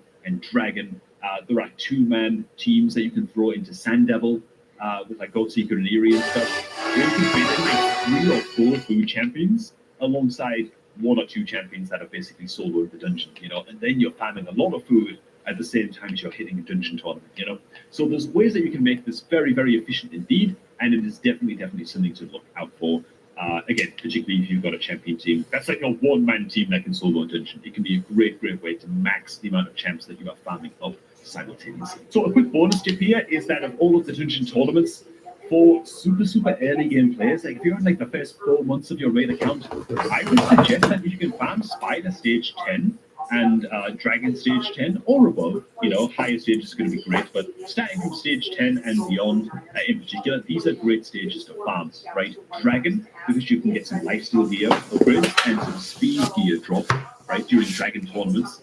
Or during Spider's Den tournaments, you can be getting some free rewards. You can be earning a lot of silver from farming Spider's Den because accessories sell for so much more than regular artifacts. And because of a brand new account, you don't have any bloody artifacts, okay? Artifacts are kind of like a luxury to come by. So Spider's Den, Dragon, I'd say the first like 4 months of your account, these are very good tournaments to try and engage with as a new player, as like your very first dungeon tournaments to get involved with, you know. Spider in particular, man, you're going to earn a hell of a lot of silver from these.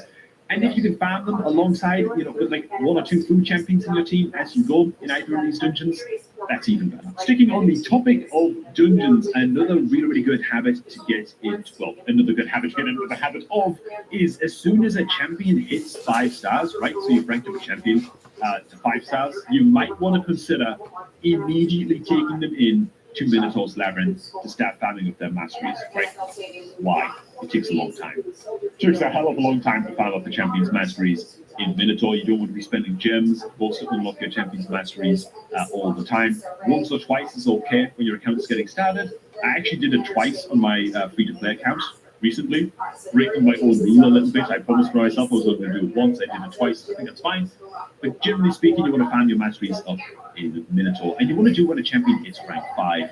Why rank 5? Because it takes so long, and because by the time you level them up, like to like then rank 6 and then to level 60, they've still probably got some mastery scrolls to farm. That's how long it takes. But you can farm up all of that experience and all of the masteries at the same time in Minotaur if you start them off in Minotaur early enough. And so try and set up your Minotaur farming and your mastery scroll farming on your champions so that you're farming silver, so that you're farming the scrolls, and then most importantly, you're farming experience all at the same time in Minotaur. It's just going to make your energy expenditure rather in Minotaur much more efficient for the resources that you would get back that way. The next tip is going to be to once again be very consistent with your daily grind stuff. We've already touched on the advanced quest where you can get your, of course, 3-day experience boosts all up and over here, but also you can be picking up 4 and even 5-star chickens from your advanced quest rewards track as you go. And this is the only way to actually get your hands on some juicy chickens, literally in this case. But of course, if you're as long as you're climbing your Doom Tower as far as you can as well every day, and you do things like Curse City, you can be able to pick up some extra chickens from the likes of Curse City and stuff as well. So yeah, just play the game, click on things, and make sure that you're actually doing all of your daily stuff every single day as well, and you'll start to build up a pretty good chicken stockpile in the meantime. Now, a quick tip before we get into the event-related tips for ranking up champions. Dudes, you might see some guys up on YouTube on occasion telling you to like max level his shield guard and put him in a lifesteal set to farm Minotaur with like so like you can like boost a bunch of champions in Minotaur. Don't max up a shield guard, dude. Don't do it, man. There's a bit of a debate going on in the stream chat right now. I'm not a believer in maxing up the uncommon champion shield guard. I don't think it's worth it at all. I think that honestly, if you've got a team of champions that you're looking to get masteries on anyway, and like level them up to 16 Minotaur, just put them in gear. What do you mean? Just put them in some artifacts and let them kill the Minotaur, man. You don't need a shield guard to boost your champions through Minotaur, man. I think it's a complete waste of resources. I recommend you don't do it. I don't know. Maybe that's controversial. But there it is, man. That's my take on that. Now, the last batch of tips that we're going to cover for leveling up your food champions is kind of going to be more event focused and event related, right? So I've switched on over to the free to play account just now, where Sun Wukong is my campaign farmer and Kale is just there to be, poison damage dealer against clan boss. Both could work as the campaign farmers. Doesn't matter, man. Point is, once you've maxed up your first level 60 champion, right? And maybe you've got like 1 or 2 level 50s built out just to help you out in very, very early content.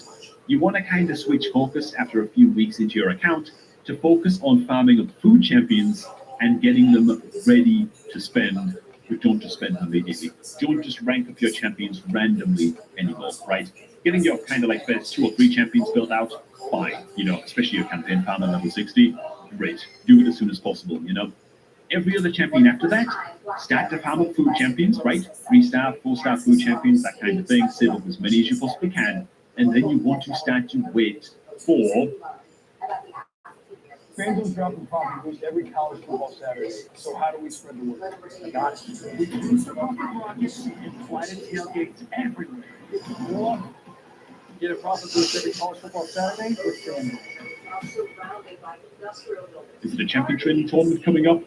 I think it is. It is indeed. Okay, I'm going to start waiting for champion training tournaments and champion training events to pop up. Simply because ranking of your champions and pouring levels, especially the levels into your champions during these events, is going to net you all kinds of free points, all kinds of free rewards. Okay, and that is why you just want to save up a lot of food champions and have them ready to go and ready to pull the trigger on before these events land. Now, another thing you want to do during these champion training events and tournaments is actually, you want to start to kind of break your own rule a little bit and do things that are a little bit inefficient in terms of leveling up your champions. So if I include my reserve vault right now and look at all my food champs, what you do not want to be doing is taking a champion let's just imagine that my Steel Skull is ready to rank up to rank 5 right now. What I would not want to do is throw a whole bunch of these food champions and this chicken into my Steel Skull and just level them up. What we'd want to do instead is take these food champions, which I think was this Diablos right here. We're going to take these food champions and put some levels into her first to earn some free event points. That could be in the form of like 3 or 4 experience brews. I usually put 3 brews into my 4-star champions. I think that's fine. Some people go as high as 4. It just depends how many brews you have lying around, but you're going to get all kinds of free points from just putting levels into these guys before you sacrifice them as food champions. You can do this without brews as well. It's just a bit more time consuming, and you can spend energy instead on just leveling up your food champions in things like campaign battles. It might take 4 or 5 campaign runs to get them up to like a level 16 or level 18 for 4-star food, and that's great. That can be totally worth it if you are pushing towards a specific reward in a champion training event, which is another thing that I'll point out as well. You don't always want to be doing this, especially in the early game. Your energy is very, very precious. You've got all the things that you want to be doing on your account. But if you're looking to actually take part in champion training tournaments in the future, this is something worth practicing. What I'd recommend you do is you pay very, very close attention to the rewards that you can get from a champion training tournament or champion training event. Pick one that you want and aim for that, right? So if I go into the Dragon tournament right here, for example, if you're doing a fusion event and you really want to get your hands on the rare champion, all up and over here, you might just take note of how many points you need to get that job done, and then spend as many brews and as many food champions and stuff in your tavern as you need to get those tournament points secured, and then stop spending your brews, stop spending your resources in your food champions. That could be a thing that you do, and just kind of temper your resources that way a little bit. But yeah, do not underestimate the power of just investing some levels into your food champions during these tournaments before sacrificing them as food to get your hands on all kinds of extra free rewards. It's totally worth doing. It's going to be the main way that you use your experience brews in your tavern, pretty much. given that we've already established that you're pretty much going to be farming most experience anyway on like your big champions, right? For example, my Dracomorph here. Most of my levels I'm going to be farming on this guy are going to be from using him in dungeons and from farming his scrolls and masteries anyway. I'm not using brews on my champions that I actually want to take to level 60. I'm getting those levels from using them in content more often than not, right? Especially Minotaur. And so, yeah, the main use of brews, don't be scared to use them for getting free points during these events. And alright, that is how I'm going to do it. So, if you've got any further tips for leveling up food champions and just being as efficient as possible that I did not cover in this video, and you're a veteran player, you want to help out, make sure to drop them down below in the comments, of course.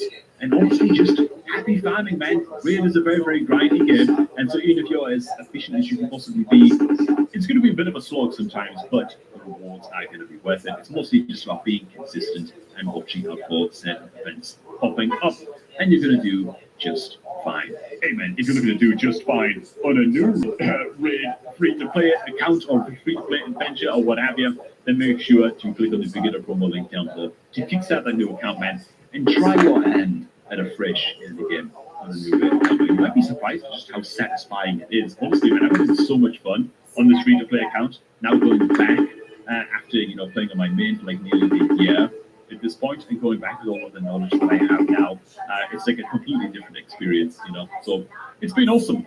Yeah, click on that beginner promo link down below at the top of the video. And hope you enjoy this one. And I'm going to catch all of you all just a tad bit later, man. Allergy meds were draining my wallet, hoping it would cure my dog Minnie's excessive paw licking and scratching. And yeah, it helped for a while, but the second I finally realized.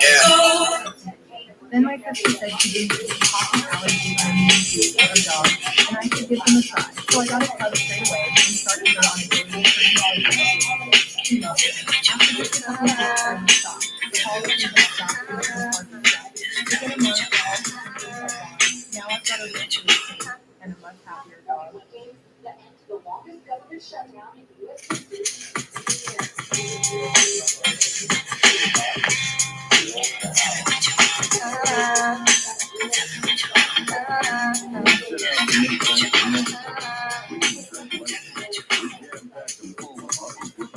Like majestic piles of cheddar mac and cheese smothered in shredded mozzarella. Sounds pretty good, huh? But it wasn't mega. So we took big, tender chunks of chicken, slathered them in spicy buffalo sauce, stacked them on top for a whopping 27 grams of protein, and said, yep, now that's mega. Premium increases that will continue to rise, but not all that behind like sugar on my tongue, your body. Veteran players applies to everybody, man. Every single time your market building refreshes in your bastion, check on the market. And what you want to do in the market is buy every single mystery shard that pops up, which is a bit sad that there are 2 available for me to buy right now on this 2-day-old account, because I've got other things I want to be spending my gems on, like including the gem mine building and stuff like that. So I don't actually have these slots unlocked just yet, but every single mystery shard that appears, go ahead and buy them. Another quick tip as well is that in the market building, 5 times per month, ancient shards will show up in your market, right? 5 ancient shards per month, 200,000 silver to buy those suckers every single time. Obvious. Tip number 3, this one really is for new players. Don't pull any of your shards. None of them, okay? Apart from mystery shards to refresh the food champions, to keep the food champions coming in to rank up new guys, your ancients, voids, especially confessed sacred shards in your account, do not be pulling any of these until you know what you're doing, until you are pulling them during the correct event. Usually a shard pulling event, usually a 2x shard pulling event, meaning double the chance of pulling epic and legendary champions from those shards. On a new account like this, you get so many free champions that are worth building that there is no need for running shards trying to get champion upgrades from shards in the early weeks of your account. This is a 2-day-old account, by the way, man. If you want to get from start like this on your own Raid Shadow Legends account, then make sure to create that new account by using the beginner link that is down below at the top of the description box. Hop onto laptop or PC, click on that link, use it to make a new account, man, and you get all of the freebies that you see on screen right now. All of the epic champions that I've got on my roster can be yours by using this link. Sometimes it's the best beginner. Well, I can actually move him so he's not wet. Oh, absolutely. Thank God. Oh, I love a kitty. Yeah. Oh, this is gonna have to wait because I want to cuddle him. Never make a new Well, I could actually move him so he's not open. Tip number 5 or something like that. Make sure as a new player, especially, you are holding onto copies of any champion that has this little blue swirl over their side of like champion portrait right here. This means that they are a fusion component champion. Rare champions in particular hold on to at least 3 of every type if you can multiply it twice. And for the uncommon champions, you can hold on to maybe 1 of these in your vault. Even if you're not interested in doing the fusions for these champions just yet, you probably will be in the future. And yeah, worth holding on to. In fact, tip number 6 links directly to War Maiden as well, and that is that when you are farming through the campaign for the very first time on your early game account, make sure that you are holding on to certain campaign farmable rare champions because you're probably going to build them in future.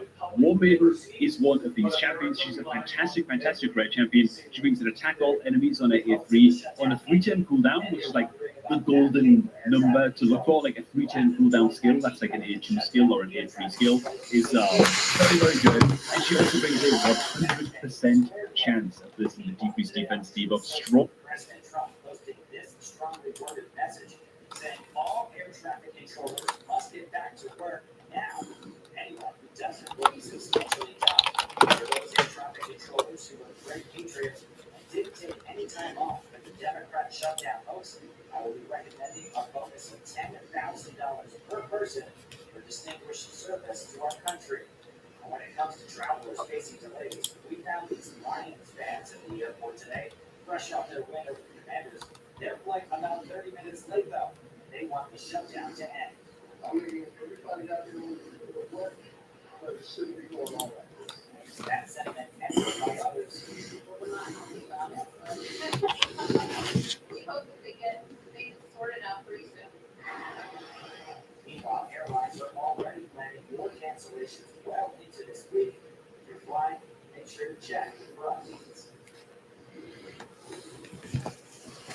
Yeah, back in LA, the Reagan National Airport on something to consider. The National Air Traffic Controllers Association is also saying that over 90% of their facilities are still short-staffed. We got a ways to go to get this all straightened out. Back to you. We certainly do. Adam Tusk live for us at Reagan National tonight. Adam, thank you.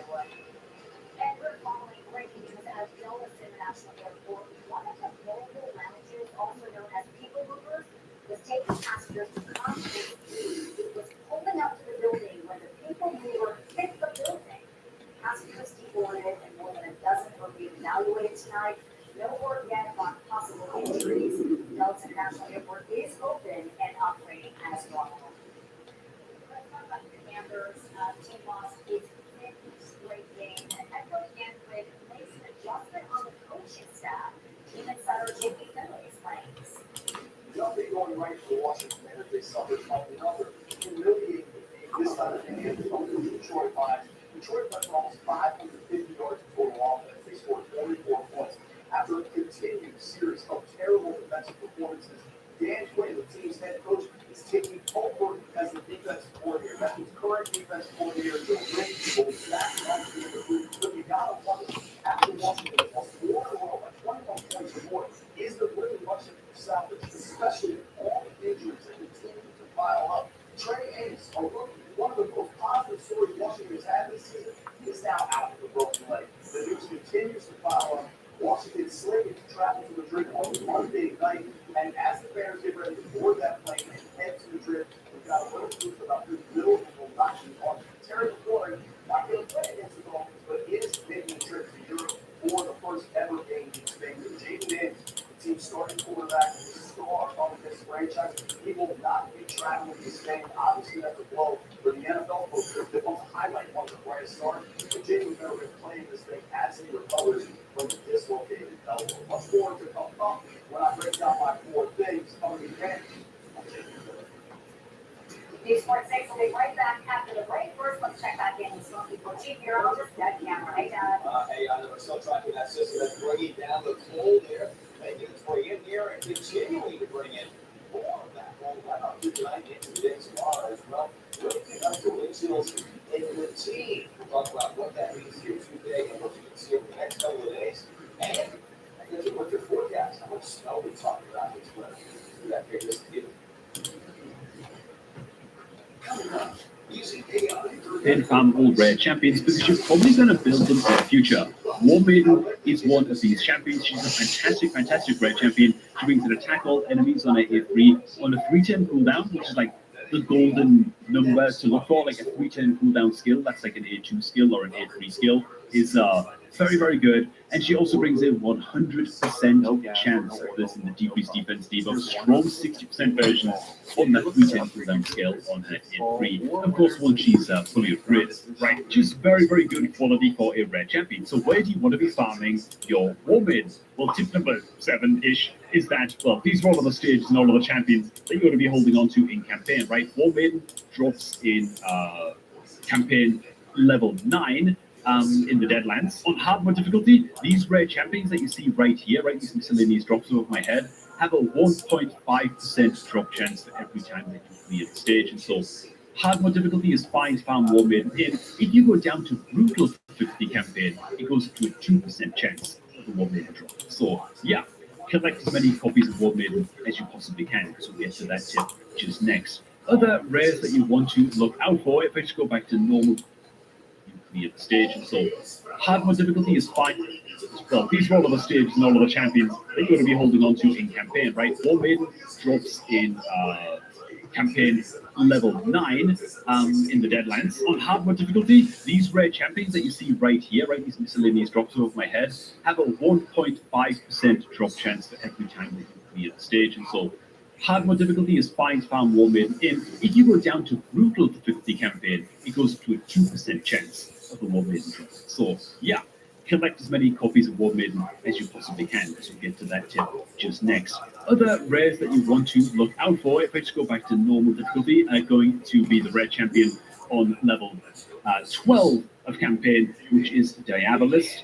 This is another champion that, for me, is most of the time worth building out at level 50 on a new account. You might as well do it. She brings the strong version of increased speed buff, 30% version on the 310 cooldown on the A2, and a bit of 10-minute control as well on her A3. She's almost always, in my opinion at least, worth building out at level 50 for use in things like your Demon Spawn faction rules and stuff like that. You almost always get some decent use out of Diabolist, and so it's worth building out one of these. Going all the way back to stage 1, you've also then got Valerie as well. I should point out, by the way, that these rare champions are more often than not fusion component champions as well, right? You will be using these champions in fusions, so they're worth holding on to anyway. And Valerie is one of those champions that you can hold on to for using a fusion, or for even using faction rules. She's going to find a kit in her own right as well. Now, next tip, man, it's like tip number 8 or something. I'm going to completely lose track of this. I'm just going to say next tip from now on. Farm as many copies of War Maiden as you can. All that is to say, don't be content with just putting like one copy of War Maiden in your vault and that's it, and thinking that you're done. Farm as many copies of War Maiden as you can. Why? You're going to be keeping a copy of War Maiden to use in combat, to actually use on your account, right? With their strong DPS defense debuff.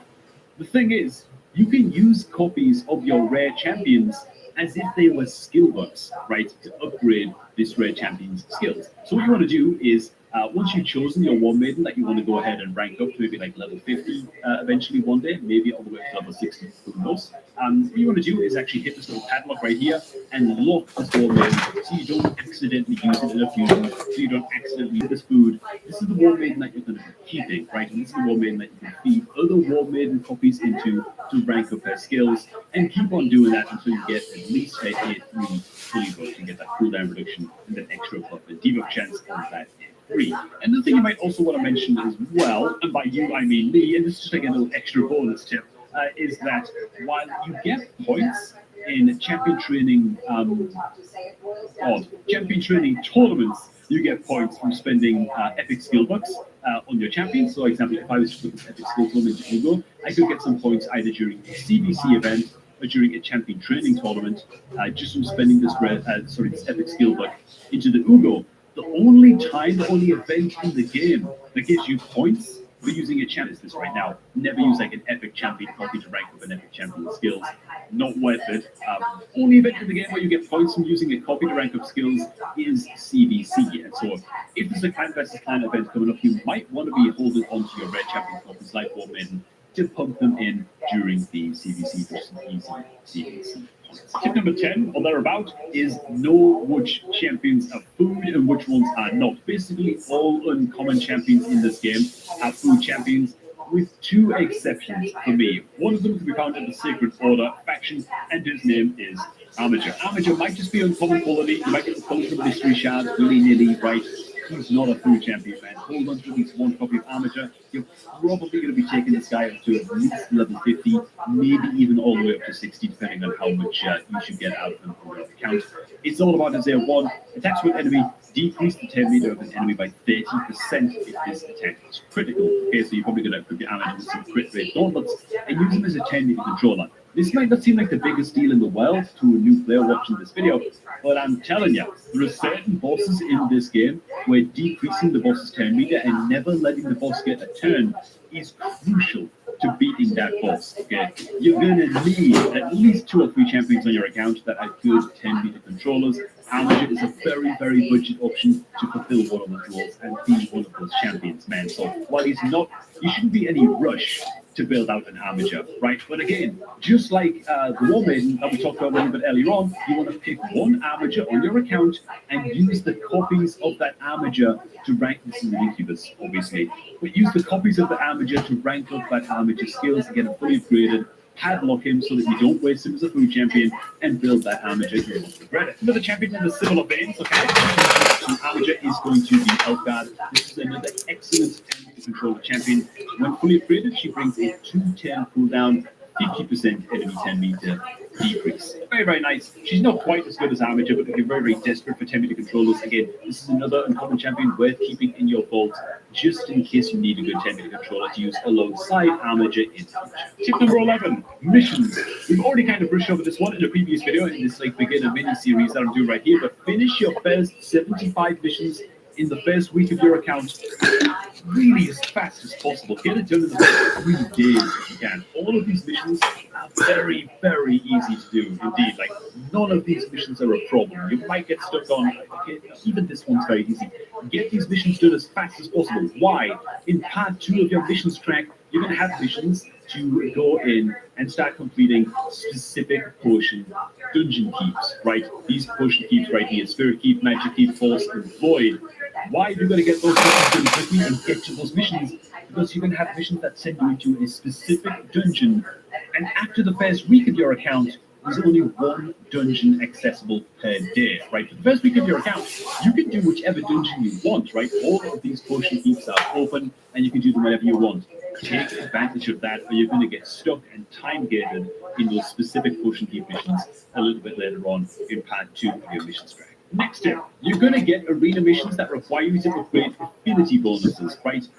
Very, very important that you don't screw this up. It's not like uncomebackable from, but still, it's important to try and get this right. Okay? When it comes to spending your classic arena medals to upgrade your affinity bonuses in your great hall to get through these missions, where do you want to be spending your medals? You've got a lot of options here, right? Well, your starter champion is Magic Affinity, which is all of the top nodes right here. Generally speaking, you want to put all of your medals into your accuracy nodes for your Magic Affinity champion right here. Now, if Colin Falvey is going to be your first level 60 champion, you might want to go to the accuracy nodes here in your Force node first. That's totally fine. For most people, it's going to be Magic, and you want to prioritize the accuracy nodes first, because these accuracy nodes right here, you can ignore the Void one, by the way. You don't need to have any Void Affinity champions on your account. You probably won't for the first few months if you're using your shards directly on your account, right? Unless you're spending in the game, in which case, go wild, you know. But you want to be upgrading these 3 nodes right here and focusing on accuracy, because accuracy is a required stat on like 80 of 85% of champions inside of Raid Shadow Legends. It's like the most sought after stat. It's not fun to build, but it's necessary in order to land debuffs on your enemies inside of this game. And so while accuracy is needed on like 90% of champions in the game, crit damage is needed on like, what, 20%, maybe 30% on your nukers and your damage dealers, right? Defense and HP are useful on all champion types. They're quite rarely the limiting factor to clearing content, you know. Attack is probably the most useless of all, to be honest. Again, maybe resistance might be the most useful. Whatever, dude. Either way, man, There's a lot of lower priority stats here that you could waste time on and waste medals on. Frankly, you're much better off just ranking up your accuracy nodes. In order to be maximally efficient, what you actually want to do is take these 3 accuracy nodes here up to rank 5, and then pick one of these accuracy nodes and take it all the way up to rank 10. Just trust me, that will get you through your avid missions and the challenges on your account with maximum efficiency. You gotta trust me on that one.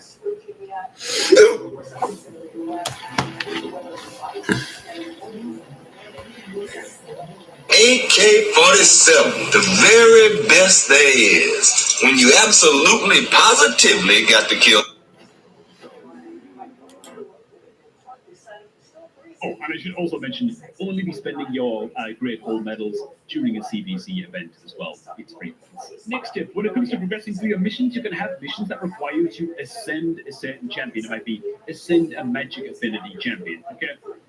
Why is this important to get right? These missions in particular can get expensive in terms of portions if you've got to ascend of a magic affinity champion to say level 4 of ascension. As you can see, it gets very costly in terms of what potions you need for every star that you want to ascend these champions up. So what you can do instead is take a food champion, something like an incubus right here. Maybe the mission is to ascend a force affinity champion, for example, and you can just ascend a food champion instead. You can get the mission done that way, and you'll notice that the rarity of potions we need is pathetic and pitiful and very easy to hit when ascending up like an uncommon champion. Even if we're planning on using this guy as food, it's whatever. Like, this is so much cheaper to do rather than having to farm the potion keeps for forever to force that ascend an epic champion like Tagore, who takes, you know, some of the most expensive potions to get in the game. That's more just like a mini sort of like intermediate level efficiency tip right there for getting you through those ascend missions. Next up, we've got Arena. Now, this is a 2-day-old account, and so I'm expecting to see some absolute drivel and dross in the classic Arena menu right now, and I'm expecting to see a whole bunch of mistakes being made in terms of which champions are being placed as the team leader in these teams. So, building your first Arena team in Classic Arena, right? Our opponent right here is committing a cardinal sin with this team. He's placing his Ethel right here as the team leader, so he's getting the aura, increased ally HP in all battles by 15%. Because if we click on Ethel and just inspect her kit, she brings this aura, right, as part of her kit. Same as Kale, increased ally HP in all battles by 15%. What this player should be doing is putting the Lemonisi as the party leader and getting the legendary tier ally attack in all battles by 25%. He's going to do a lot better. So this person is making that mistake. We are not making that mistake with our Tholen Powerbeard. We're putting our Tholen as our team leader in Arena. He brings a 30% ally attack or in all battles by 30%. The strategy in Classic Arena is to go before your opponent, right? Have faster champions than your opponent, and just kill them before they can do anything. That's it. That's your job. Important to note, therefore, that after you play the game for 30 days, your Arena leader champion is almost definitely going to be the 30-day login reward champion that is Haikatoon. So click on Haikatoon. What does she bring? She brings in ally speed in all battles by 19%. Okay, she is going to help you ensure that you go first before your opponent in Classic Arena. That's why we call it a standard go first Arena team, right? It kind of like it does what it says in the tip, right? You're trying to be faster than your opponent. Haikatoon also brings a 10-meter fill for all allies by 50% and an increased speed for all allies for 2 turns. So she's also going to boost the rest of your team's 10 meters and get you to go first that way as well. So what you want to do with your Haikatoon is run her as your team leader in your Arena team and have her moving as fast as possible. Okay, if you're following along with this beginner series, this might be the first time that you're hearing this as a brand new player to Raid. Speed is the best stat in the game in Raid Shadow Legends, and it's not close at all. You want to put all of your best gear on Haikatoon in terms of speed, substats on that gear. I've got, for example, a weapon on my Ugo right here that's got a speed and an accuracy roll on it. I haven't even upgraded it yet, but this piece of gear is almost definitely going to be swapped from the Ugo onto my Haikatoon, but I get the Haikatoon on this account. To get her moving as fast as possible, she has to go first in our Classic Arena team so that we can move before our opponents and catch some cheats. And in fact, running a speed or a lead in your teams kind of extends to almost every other area in the game as well, right? All of the dungeon content, all of that, almost every single dungeon having a speed or a lead is going to be the best idea, maybe with the exception of something like Ice Golem's Peak, where defensive stats and whatever are much more important. Next tip is going to be a flurry of gear-related tips, right? First tip is almost all of the gear you get in the first 3 weeks of your account is going to be absolute trash, and you're eventually going to have like a mass selling event of basically every artifact on your account that's like 3 stars or lower. You're going to be getting rid of a lot of dross after maybe like the first 30 days of something of your main account. Next tip is going to be any set of boots you can get on your account that offer speed as a main stat, which I don't think I have any on this account just yet. You're looking for speed as the main stat in your boots, ideally on 4-star quality boots or higher, right? Again, this account is literally like 30 hours old, okay? I just don't have any speed boots yet on the account, but just trust me, these things are gold dust. You basically want speed boots on every single champion on your account for the first 6 months of your account, probably. Again, speed is the best stat in the game, and boots are the only item type in all of Raid Shadow Legends that can roll speed as their primary stat. If I just go into the primary stats thing here for each artifact type, you can see right here, speed can roll as a primary stat on boots. There's a lot of different stats that boots can roll into. You're only really looking for speed boots, to be honest. And when you find them, it's great to get them rank 16 if they are 4 stars or higher. Oh my god, switching back on over to my actual free-to-play account that's like a good few months in at this point. Yeah, make sure you check your shop every day as well. You can pick up a free mystery shard and a free ancient shard once a week in your packs section of the shop, so make sure that you're paying attention to that as well, man. I'm switching over to this free-to-play account next, just to show off a little bit more of the gear tips on an account where I actually have some reasonable gear going for me. As you can see, basically every single champion on this account is going to be running speed boots, like we talked about, even if some of these boots are a little bit weird. I don't even care about the artifact set, by the way, on this account when it comes to getting speed boots on my champions. Just making sure that the boots have speed as the primary stat is the most important thing, and then worrying about things like artifact sets a bit later on, which is going to lead us into the next tip, man. And that tip is, don't be given too much of a damn about trying to hit artifact set bonuses like speed bonuses and resilience bonuses, and God forbid you're trying to make like a savage set or something where on your super beginner account, you know, the chances that you've got good enough savage gear to justify just slamming a savage set on one of your movies plus you heard from a YouTube video that it's a good set is very, very low, right? Stats are always more important on your gear than the set bonuses themselves. Don't be trying to hit set bonuses on your champions using pieces of gear that have attractive stats and stats that just don't match that champion at all. Now, when it comes to what stats you're looking for every champion type inside of this game, I'm going to get to that in a future video, how to build out every champion type inside of Raid Shadow Legends, covering basically every champion type I can think of and the stat priorities that you're aiming for on that champion to help you out a bit with that. But a lot of your builds are going to look like the build that I've got on my to-go right now, my free-to-play account, where I've got like a random toxic weapon on my to-go. It's part of a 4-piece set. I don't give a damn. If it's part of a 4-piece set, it's got a double speed roll. That's all I care about, you know what I'm saying? It's got a double speed roll. I've got like a random pair of reflex gauntlets here as well. Give a bit of defense percent, give a double speed roll. I don't care about the reflex set. I just want these juicy stats on the likes of my to-go. So that's what I'm talking about. Next up, and we've got accuracy. How does accuracy work inside this game? So on my free-to-play account, I'm doing a pretty reasonable job as well of leveling up my accuracy nodes. As you can see, I've got one here that I need to take up to rank 5 pretty soon, but this one's going to go all the way up to 10. Why is accuracy important? You need accuracy in this game in order to land any effect on an enemy that is not damage, right? So it might be debuffs, things like HP burn, decreased speed debuffs, that kind of thing. It might also be something like decrease enemy turn meter, like on our armature right here, right? You need accuracy for all of these things.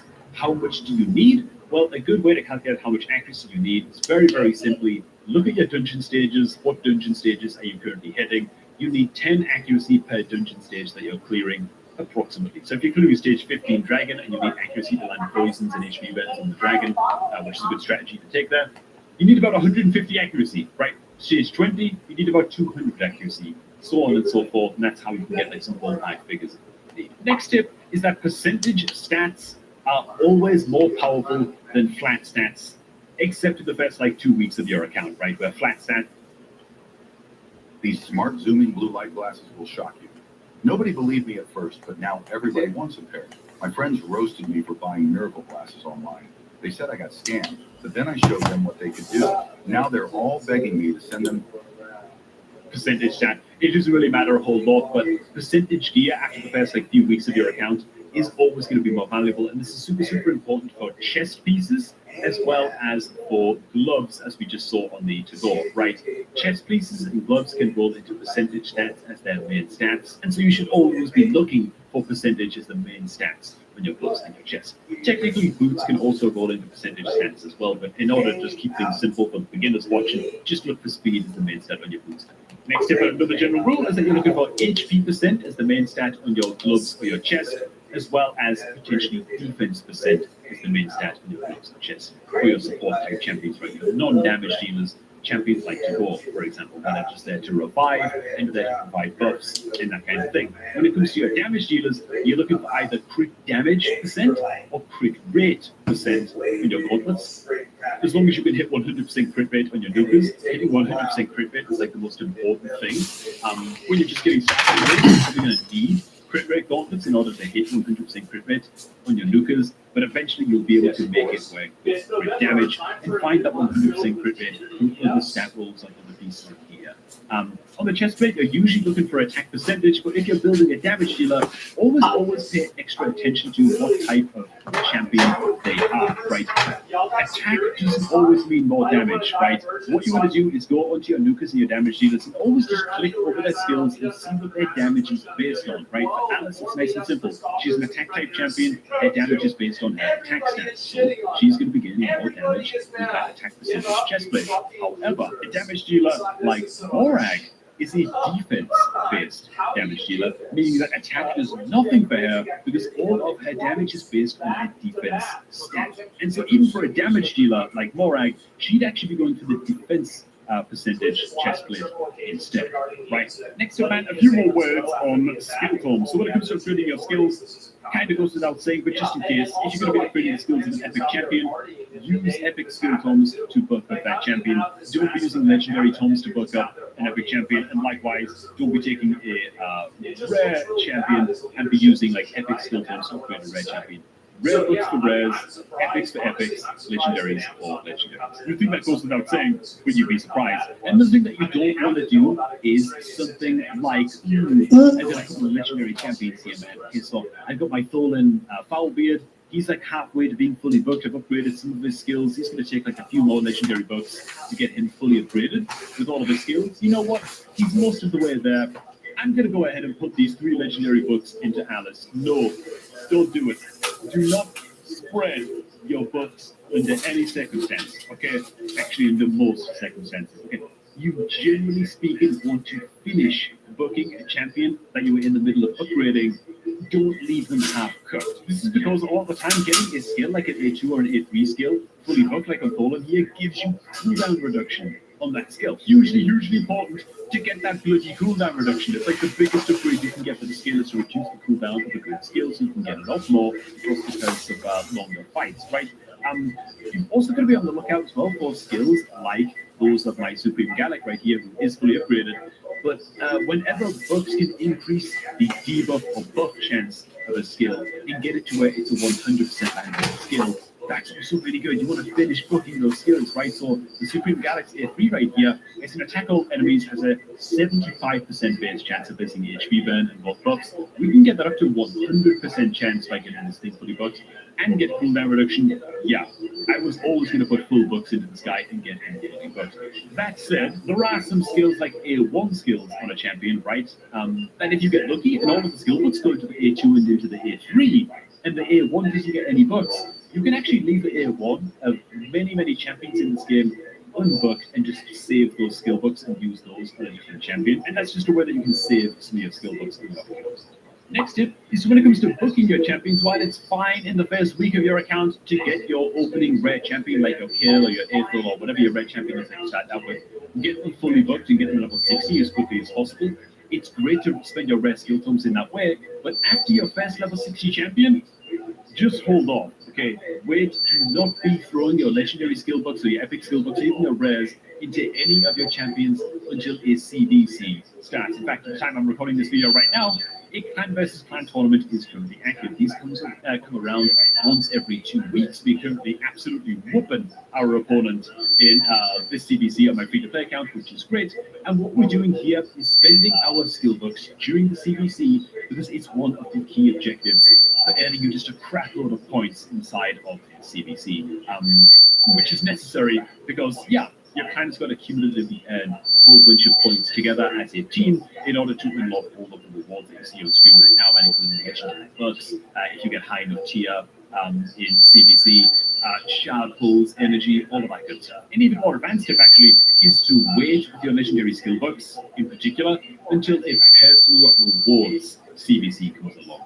This right here is just a regular clan versus clan where you get rewards sort of together as a clan for earning a certain amount of points in the CBC, and these ones are not as important to actually win, right? A lot of clans, including the clan on my main account, we just take it very, very easy during normal CBCs like this and don't invest that many resources. We oftentimes even just try to let the enemy clan win straight up, like we don't care about it that much, you know?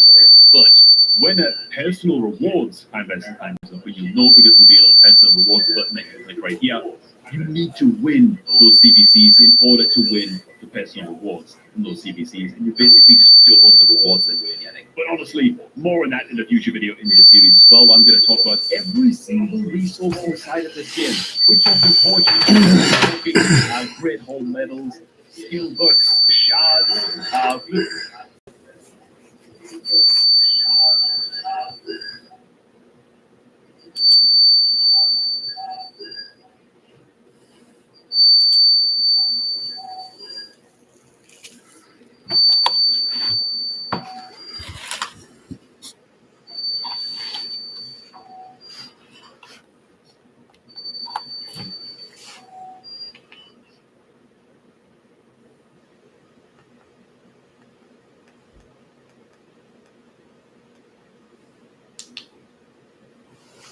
This is how it does that.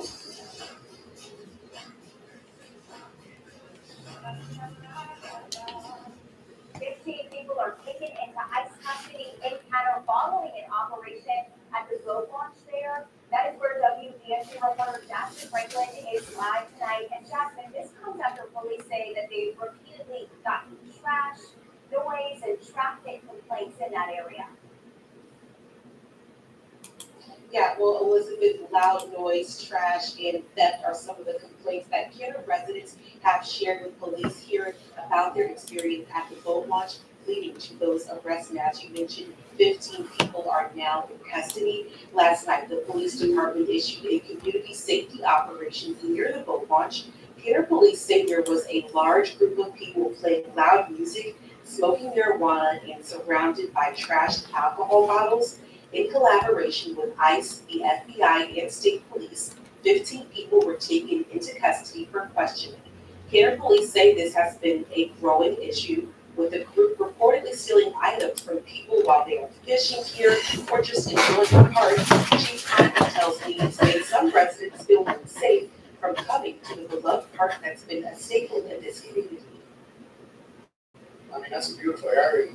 We would get calls from families that used to enjoy picnicking and birthday parties and things, and they said they're not going. So, you know, that's who I work for, 69,000 people in Kenner. So we are responsive, the council and the mayor. You know, we all feel the complaints, and we were policing that area, but I felt that we needed to make a stronger statement. Tonight, Kenner police says they will continue to have a police presence here at the boat launch and the park, hoping to make residents feel safe. Reporting live tonight in Kenner, I'm Jasmine Franklin, WDSU News.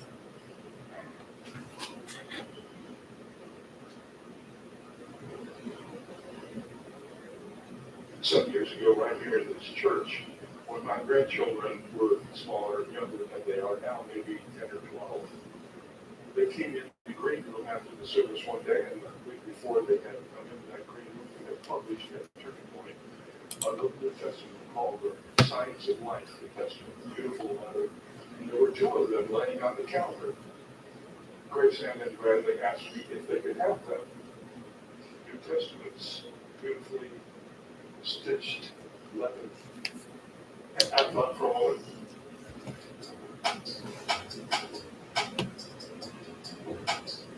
Alex Bradley here with News Nation, and we're embedded right now with Border Patrol and their Operation Gateway Blitz to see how they're operating with the temporary restraining order that is currently in place, that is poised to remain in place. Now, when it comes to the encounters here, we're seeing how they're interacting with individuals, if they're giving warnings to protesters before deploying projects, if they have identifiers on their badge or on their vest, and also if they're wearing those body cameras. So we're out there observing how they're operating under that TRO.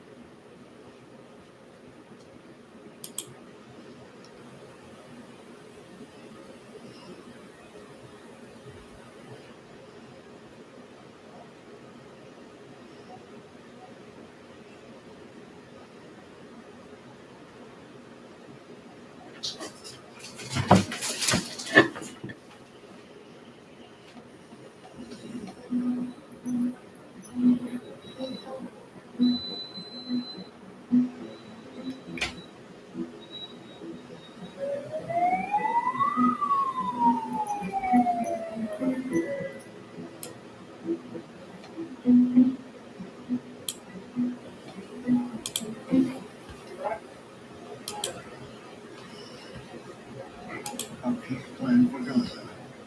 For the threat to advance, Hamas must disarm. Instead, tonight, terrifying images emerging from Gaza.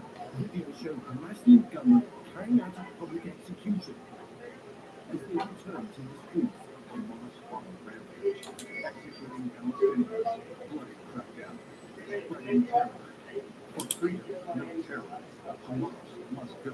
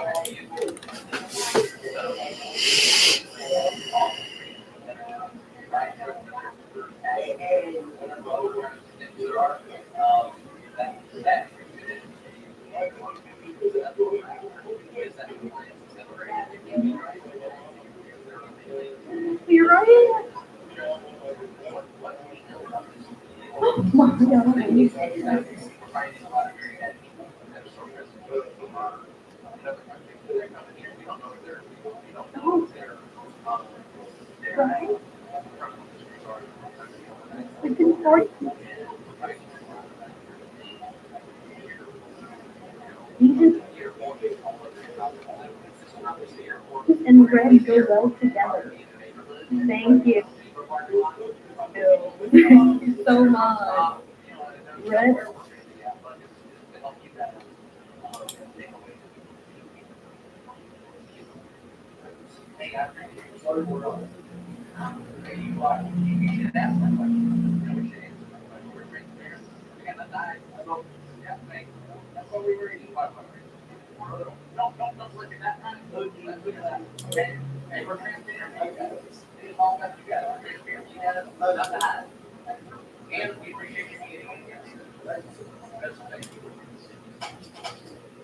So Chief, obviously, we're not gonna take up what are you looking for here at the Sure, Alex, well, thanks for coming on this interview today.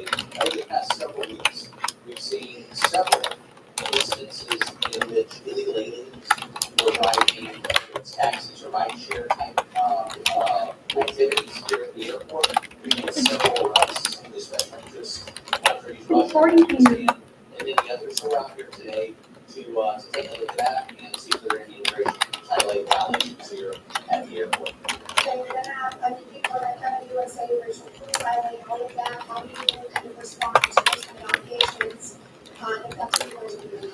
Those allegations are actually false. I hate violators, and when I walk in the car, I don't know who they are. I know nothing about their race, color, creed, religion, sex, or anything else. What I'm looking for is that tie lake. We've arrested illegal aliens from over 30 different countries just in the past few weeks here at Operation Midway Blitz. Those countries include places like Russia, Tajikistan, Poland, Austria, Korea, China, and many, many others from around the globe. No, sir, we just, According to you. He was a translator in Afghanistan, and worked, is that true? This is, what was this morning, why did he want to talk to you? Sure, this individual.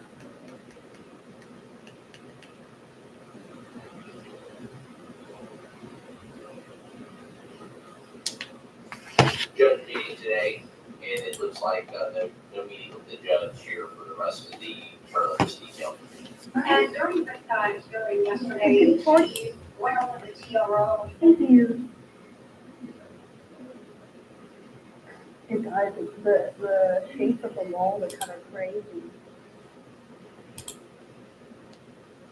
Asians and red go well together.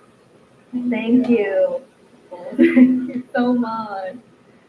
Red. Wait, the red does look good on you. Right? We could party here. It does. The shape of the wall is kind of crazy.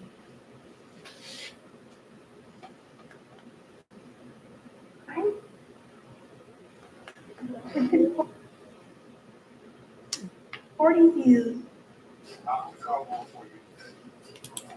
Changing right. But you look great in it, Maya. Twitter account, Like it's very like sleek. It's easy to wear and comfortable. The shade red is better. Okay, that's good. So you don't need to. Oh, that's an away. We don't like that.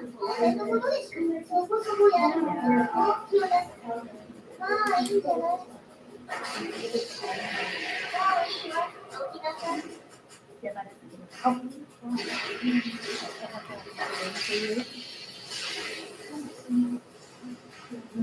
The shirt to the side. Like shirt goes like this. すごいな、お前。今も何言われてるぜ。その面白そうだな。私じゃ困んなわけ。使ってね、これが本当のカフェ成功だってな。ああ、それコピーだと思うよ。あとこういうのは味方じゃなくて、足手まといって言うのよ。まだ利益の同好会を続けていたのに驚いたわ。ああ、もう逃げられちゃったじゃないの。埼玉だね。いや、これ肌だから。大丈夫か？調子に乗るんじゃないわよ。ふざけてられるのも今のうちよ。以上で、マジで来たかった。飲んだら帰れよ。弟子なんて募集してねえし。はい。これ、怪我持ってね。あんたなんかいなくても問題ないわ。言われなくても分かってるわよ。潰すわよ。どんな状況だ？いや、どれなのかい？ここは任せる。チェックメイトか。もう私一人で片付けるから。どうしたどういうことなの？私一人で十分よ。余裕よ。しゃあねえな。なんか怒ったみたいな。ラッキーじゃん。じゃあ行くか。世話が焼けるわ。いい加減におとなしくしなさいよ。その面白そうな話、私じゃ不安なわけ？そろそろ毎年なんだけどね。いやだな。マジか。それこれで最悪。待ち伏せしていれば、絶対ここを通るはずだ。この辺り一帯は無人の地で、俺以外誰もいない。何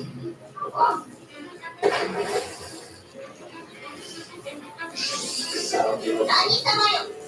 あんたの前よ。逃げ切れるわけないでしょ。どこを見せるの？ちょっと来てくれるかしら？私が来たからには来ていいわよ。そのままでいければ。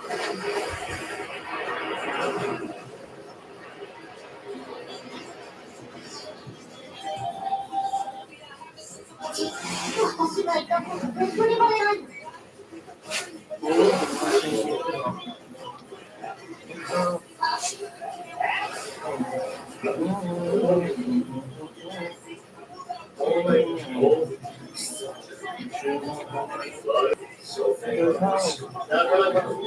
これで完了。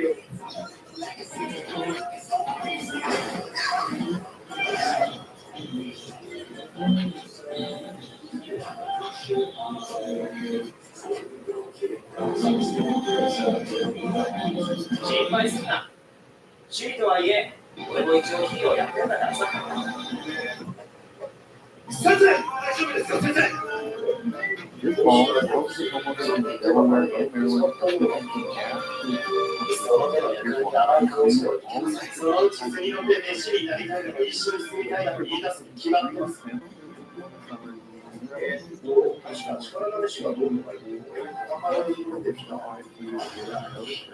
Right now, in Delaware or Maryland, you can get one of these balls for $0 down. You're talking to here, and there's something for everyone. Can we get these wrapped up, please? Set your bill, get them close to the system out there, click on learn more below. On February 16th, 2025, deputies responded to a report of a suspicious person wearing a UPS uniform who was prowling around the neighborhood.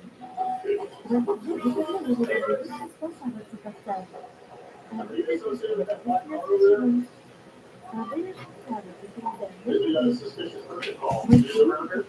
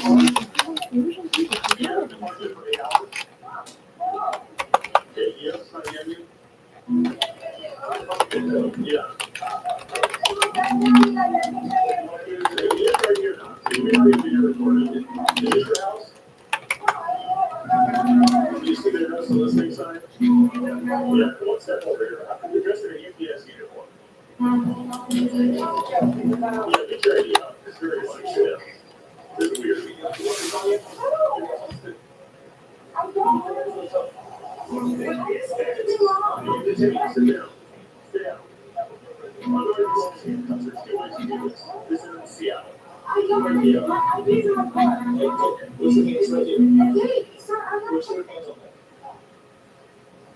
Which way do we look like? You look like a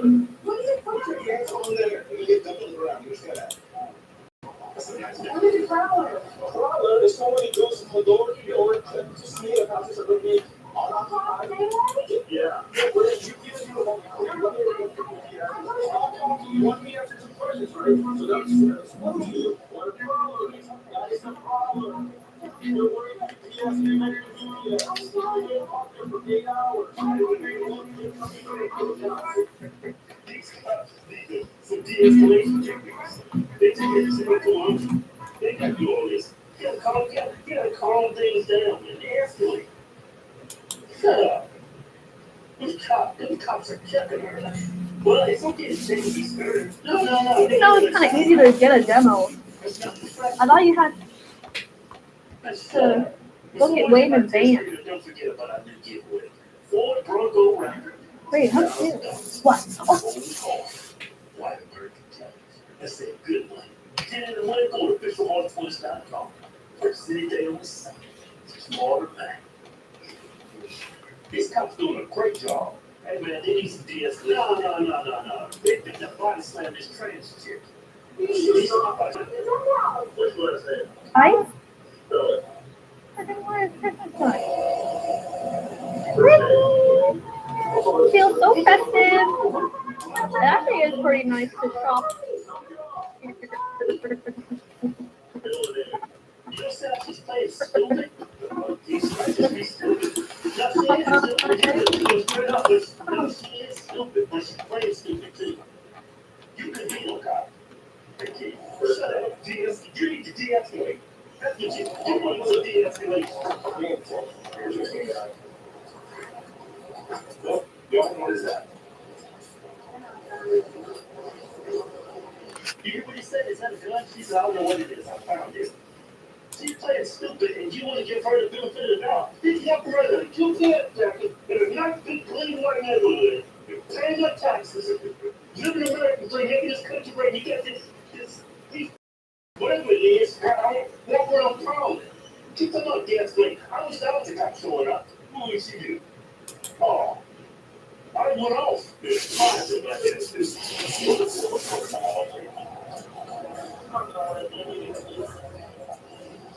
can't get it first, girl. Why does it do that? It gives me a huge budget, but I only use a small percentage of the huge budget, so then it says on the app, which is very good. You don't do first, girl. No, look at that nice white neighborhood. You got these criminals walking around here.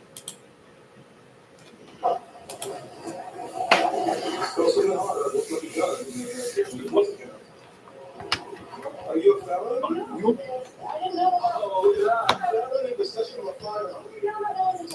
You spend 2% of your budget or something. It's like a nice game, and it gives me a rating. You want to get played benefit of that. That's hindsight. Shut up. So you got a face tattoo on, and you got that bull ring in your nose, and you walk around looking like a dude, and then you open your mouth, you sound like Pee Wee Herman, I got a problem with you. And you walk around with a UPS. Yeah. I stand corrected. That's wrong. I just found it, sir. Oh, just found it. Just found a gun in the backyard. What the hell is that? What are you doing?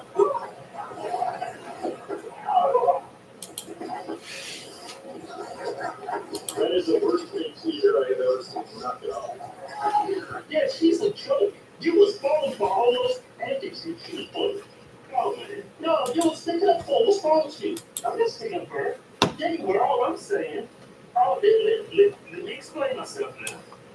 All I'm saying is there needs to be de-escalation techniques. That's all I say. But the cops are doing a marvelous job.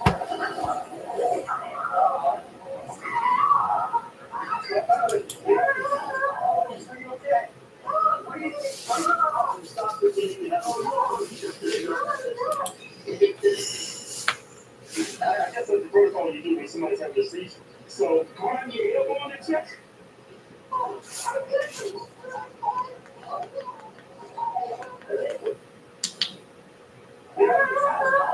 you okay? Stop pretending. I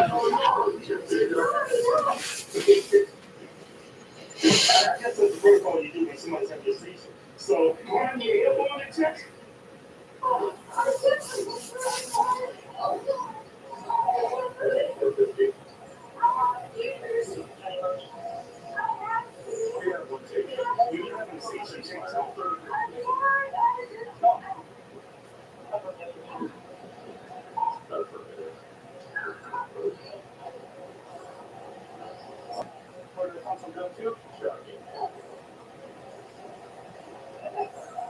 still trying to figure out how to unload this.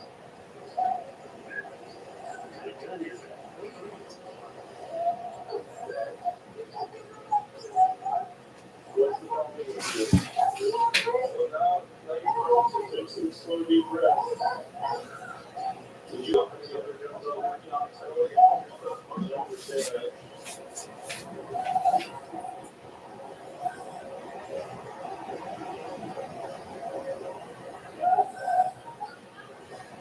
Stop. Did you use drugs today?